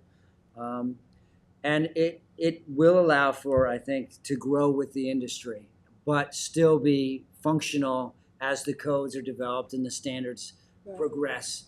But this is one of the most highly regulated spaces I think you'll find. I mean, I have my list in the building code section, which was 123, building construction that is. It has 22 different citations for NFP, UL, all these different national standards, testing methods. I mean, there is the one thing we rely on is the UL certification, same thing you would see at home on any light. These batteries come with a UL certification. That tells you right off the bat, is this thing accepted by the underwriter's laboratory? Then once you go above 600, they put this thing to the test, a runaway thermal event. And they give you a report saying this is how that model performs under these conditions. Mm-hmm. If it goes up in flames, will it propagate throughout the entirety of the unit? And they will give you how it happened. You know, it's a each one of these above 600 will have that report with that model, and you'll be able to say, wow, this didn't do very well. It was, I can't say I've seen one yet, but maybe it'll speak to how. Redesign it, yeah. Yeah, they would. Are most of these battery storage batteries being manufactured abroad, like in China, or? I mean, that's changing. That dynamic is changing probably right now as we speak. I know there's a big push by the previous administration to have more batteries built here in the United States, especially because a lot of the ones that were brought in from overseas, those were the ones that were susceptible to burning up. And that actually sparked a lot of fear throughout New York City and throughout New York. It was actually the smaller units that were found in these little motorized lights and these little hoverboards or whatever that were sparking up because they were made in facilities that were unregulated overseas with inferior products that really weren't The airlines, certified. the airlines are really getting tough now, in terms of carrying batteries and battery packs on board. Yeah, it's got to be in the cabin and not in the. Yeah, that's right. In the check, or no, vice versa. In the checked luggage, not on. Not on the plane. It is a fast-moving area, and I hope to adopt. I hope that you're comfortable adopting it. This legislation. As the more we wait, the more it will slip. So how do we adopt it, Christine? How do we just do a blanket overall thing, or do we submit some questions first, and what's the process? If your general feeling is that you've raised a couple of issues, if you have any other thoughts that you would say, to consider, you can ask them to consider it. I would do one blanket referral report back to them and listing, as Seth will do, all of the ones that needed to be referred to you, and then adopt that. Like 3:30, Yes. Good. I'm 3:30. hoping Just that put can a be in copy one in each. title. Yeah, one Yes. title, and The we'll put referral, one copy in each of the hearings, and the board will see what your comments were. We were hoping to get something today because the board is going to open the public hearing on the 27th, Tuesday, and hear it. I do not believe they will vote on them that day because we are waiting for Suffolk County Planning Commission comments, but I think that they're going to be fine with this. Will they just say up to local? They might say a jurisdiction? local determination at this point, or not. They might have comments, but I think they know where we're going, and I think they've seen the code already. I just think Janice has to go and actually do a formal Presentation. to them. But the idea is to get this on the books so that we can start, and we'll definitely do. I believe we'll be doing the repeal on. And we did Tuesday that. at the very least. That was the one that I That think you you had guys said all was had no- time sensitive. Yeah, Oh.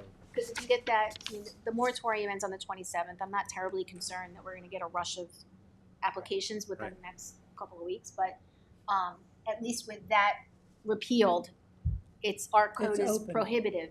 So Yeah. there's nothing, you can't do it. So we've got that one.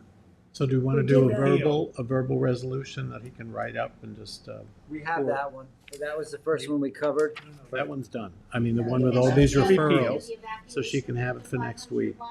And you brought up another couple of The issues. one about confirming whether like this housing or building. Housing, how does exactly. housing of batteries fall in? And then Containers can be not inside, cabinets cannot be inside. Clarify, make sure that's clear. and talk about the fee schedule recommended. Right, schedule. recommended Fee schedule. follow very And what Right. about, is there like a maximum situation where we have 30 battery storage, commercial saturation? Is there a It's cutoff not in there, point? but maybe that's a suggestion to Yeah. have a saturation limit. A saturation cutoff point? So like a physical area, you mean? Physical I think number. it's gonna depend on size though. Depending on too. size. Well, Physical one size. thing, well. So and there then- are yeah. stipulations for the sizing of a battery that a business can put onto their parcel. Mhm. And that, we did have it, We're almost done, Anthony. we did, that means in aggregate Five townwide. businesses, 5 that parcels, means yeah, we yeah, all have them. exactly. It's like we don't want another one. So Yeah. maybe you put in a This is an umbrella. a broadly worded one that says Is that it right from the rating? one of the Museum. considerations Out in the there. special, make it a special, consideration Yes. is that the board can take into account, the number and size and whatever in the immediate area. Have to come up with some density regulations. Cumulative Yeah. total. So I do have in the code that they have to submit, the applicant will have to submit a list of all the other batteries that are found within a 1 mile radius and their capacities, so that you guys will know. That's wait a already in minute, there? That's in That's there, in yeah. Well, it says that they'll Like submit cell and we'll tower know, thought. but there's no ruling about how many you can have. Does it say, is Can that Fire part of? code strictly regulates separation distances Okay. within a within a lot. Within a lot, right. We have provisions for non-aggregation Okay, in the code. yeah, that's but within a lot. Parcel by parcel, Yeah. there is a restriction, again, when you're in the tier one, the moderately sized ones, you can only have so much storage as your average daily use. Yeah, So- it's more about how many of them are in an area, physical area. Yeah, But like in this school 10 miles, how many big units or small units or whatever we have. So when John Doe comes to us, we already know there's one in that area. Don't come and ask us for another one, you know? Okay. But we don't know how far it should be, we don't know.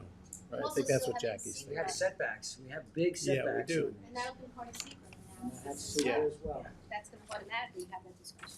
I mean, the bigger ones will fall along those lines. Yeah. There are only certain distribution lines, and if, you know, if we say you can't be next door, I mean, we do say you can't be next door to each other, actually. But at a certain point, they're gonna follow those electrical lines because they can't be out here. Yeah. They just There's no won't. hookup. They There's need to no be near, hookup. right? And they can't, I don't think they can even build a hookup because prohibitive. The bigger lines are just, there aren't enough of them. Right, everything is underground connector? Yes. That's in there. Except for adjacent to substations. It's the parcels next door to the substation. They can do an then they can overhead? connect straight over to it. Because everything's up in the air over there. Yeah, and substations are ugly already. They're so ugly. Uh, Can we put in redesigned substations? Certainly. Can't make you do off-site stuff. Anyway, So can we is that what you want to do? Do like a verbal resolution that we could then? You can write it up. Write it up and we'll vote on it. That would be Yeah. great. okay. So I can just present you the next one? Is that what we're saying? I don't Try and get follow. it done No. for the Yeah, Like get a it done verbal now one, so a they- verbal. So you can You then. know what you can do? Go type it up. And then we'll vote on it, Oh, sure. all Okay. right? I'll At the do end my of the best. public. Then you'll be all I done. have, okay. Make sure Christine sees it because she's got the right language. Well, okay. Well, I think you should verbally accept it. I mean, it might take a moment and you're gonna run into the next thing, aren't you? 6 You're gonna o'clock. have to just trust me that I get your No, comments. we can always close and take a vote. I'm gonna go. All right, so Should we work from what you've I'll got make right sure you here? have it. read it to I'll us. make sure you get Read it. the three that you're To gonna us. say. Well, I don't have the wording. Right, but Uh, the three issues that so- they would like considered and Sure. discussed. So, we're gonna say the planning board has looked over all of the companion codes, and I will list them out. Reviewed. And the recommendations and comments are that further further clarification of the location of I should be typing it. Seth, let me containers and save you for a cabinets. second here. You have your own? This is the one we have in our hand. Yep, So it's 1, 2, 4, and 5, because 3 is a duplicate, yep, right? yep, And then you're adding the one about the housing. yes. And is there anything else we're adding? Fees. The resolution should be, So you've got a copy, Jackie. for You've a got fee copy schedule of- should be And considered. you wanted to take out the open space thing? The one about Yes. the 300 feet. Okay, 1, 2, 4, and 5 with the additional. 2, I think you've got there 2 more. Not number 2. Housing of the batteries, Housing of the batteries, the fee schedule. and the fee schedule. So we're taking out number 3. We're taking out part of number 1. Taking out number 1, number 3. One is out, number 3 is out? Yep. 2 becomes Because we adopted 4 that. We as a adopted separate- that. Yeah. 5 becomes 3, and then 4 becomes the housing one of the batteries, and 5 becomes the fee schedule. Okay, All right. Yeah. So let's do a resolution. Christine's notes and your notes, and Yeah. make it be. And you give it to me tomorrow, I'll make sure it says what it And it'll needs to be- say, Yes. and I'll, Let's we'll send you a take the copy. vote. Okay, Is please. that okay? Should we take the vote? Yeah, you Yes. can take the vote now. So I'd like to, the report, the planning board referral report to the town board best legislation we've reviewed, and we will adopt the report. So I have a motion. With the With the report or the Resolution. The resolution. with With with the the comments to the Right. town The board. referral, the resolution of referral. referral. Said the referral. right, By- okay. Motion by Tom, Second. second by Gloria, and all in favor. Aye. Opposed, abstentions, 4 in favor, 3 absent. It is adopted. We have it. Yay. All right, Anthony, we have you. Is there more? We have Anthony? No, just map signatures. Oh, it's just Yeah, I think signatures? that's it. Those All are right. just on the thing. That's the last one. So Oh, we the only did that. thing we did tonight, yeah, you did, we did. Okay, we'd like Make a motion to close? motion to adjourn by Gloria, second by Tom, all in favor. Aye. Opposed, abstentions, 4 in favor, 3 absent. We are adjourned. These don't turn off.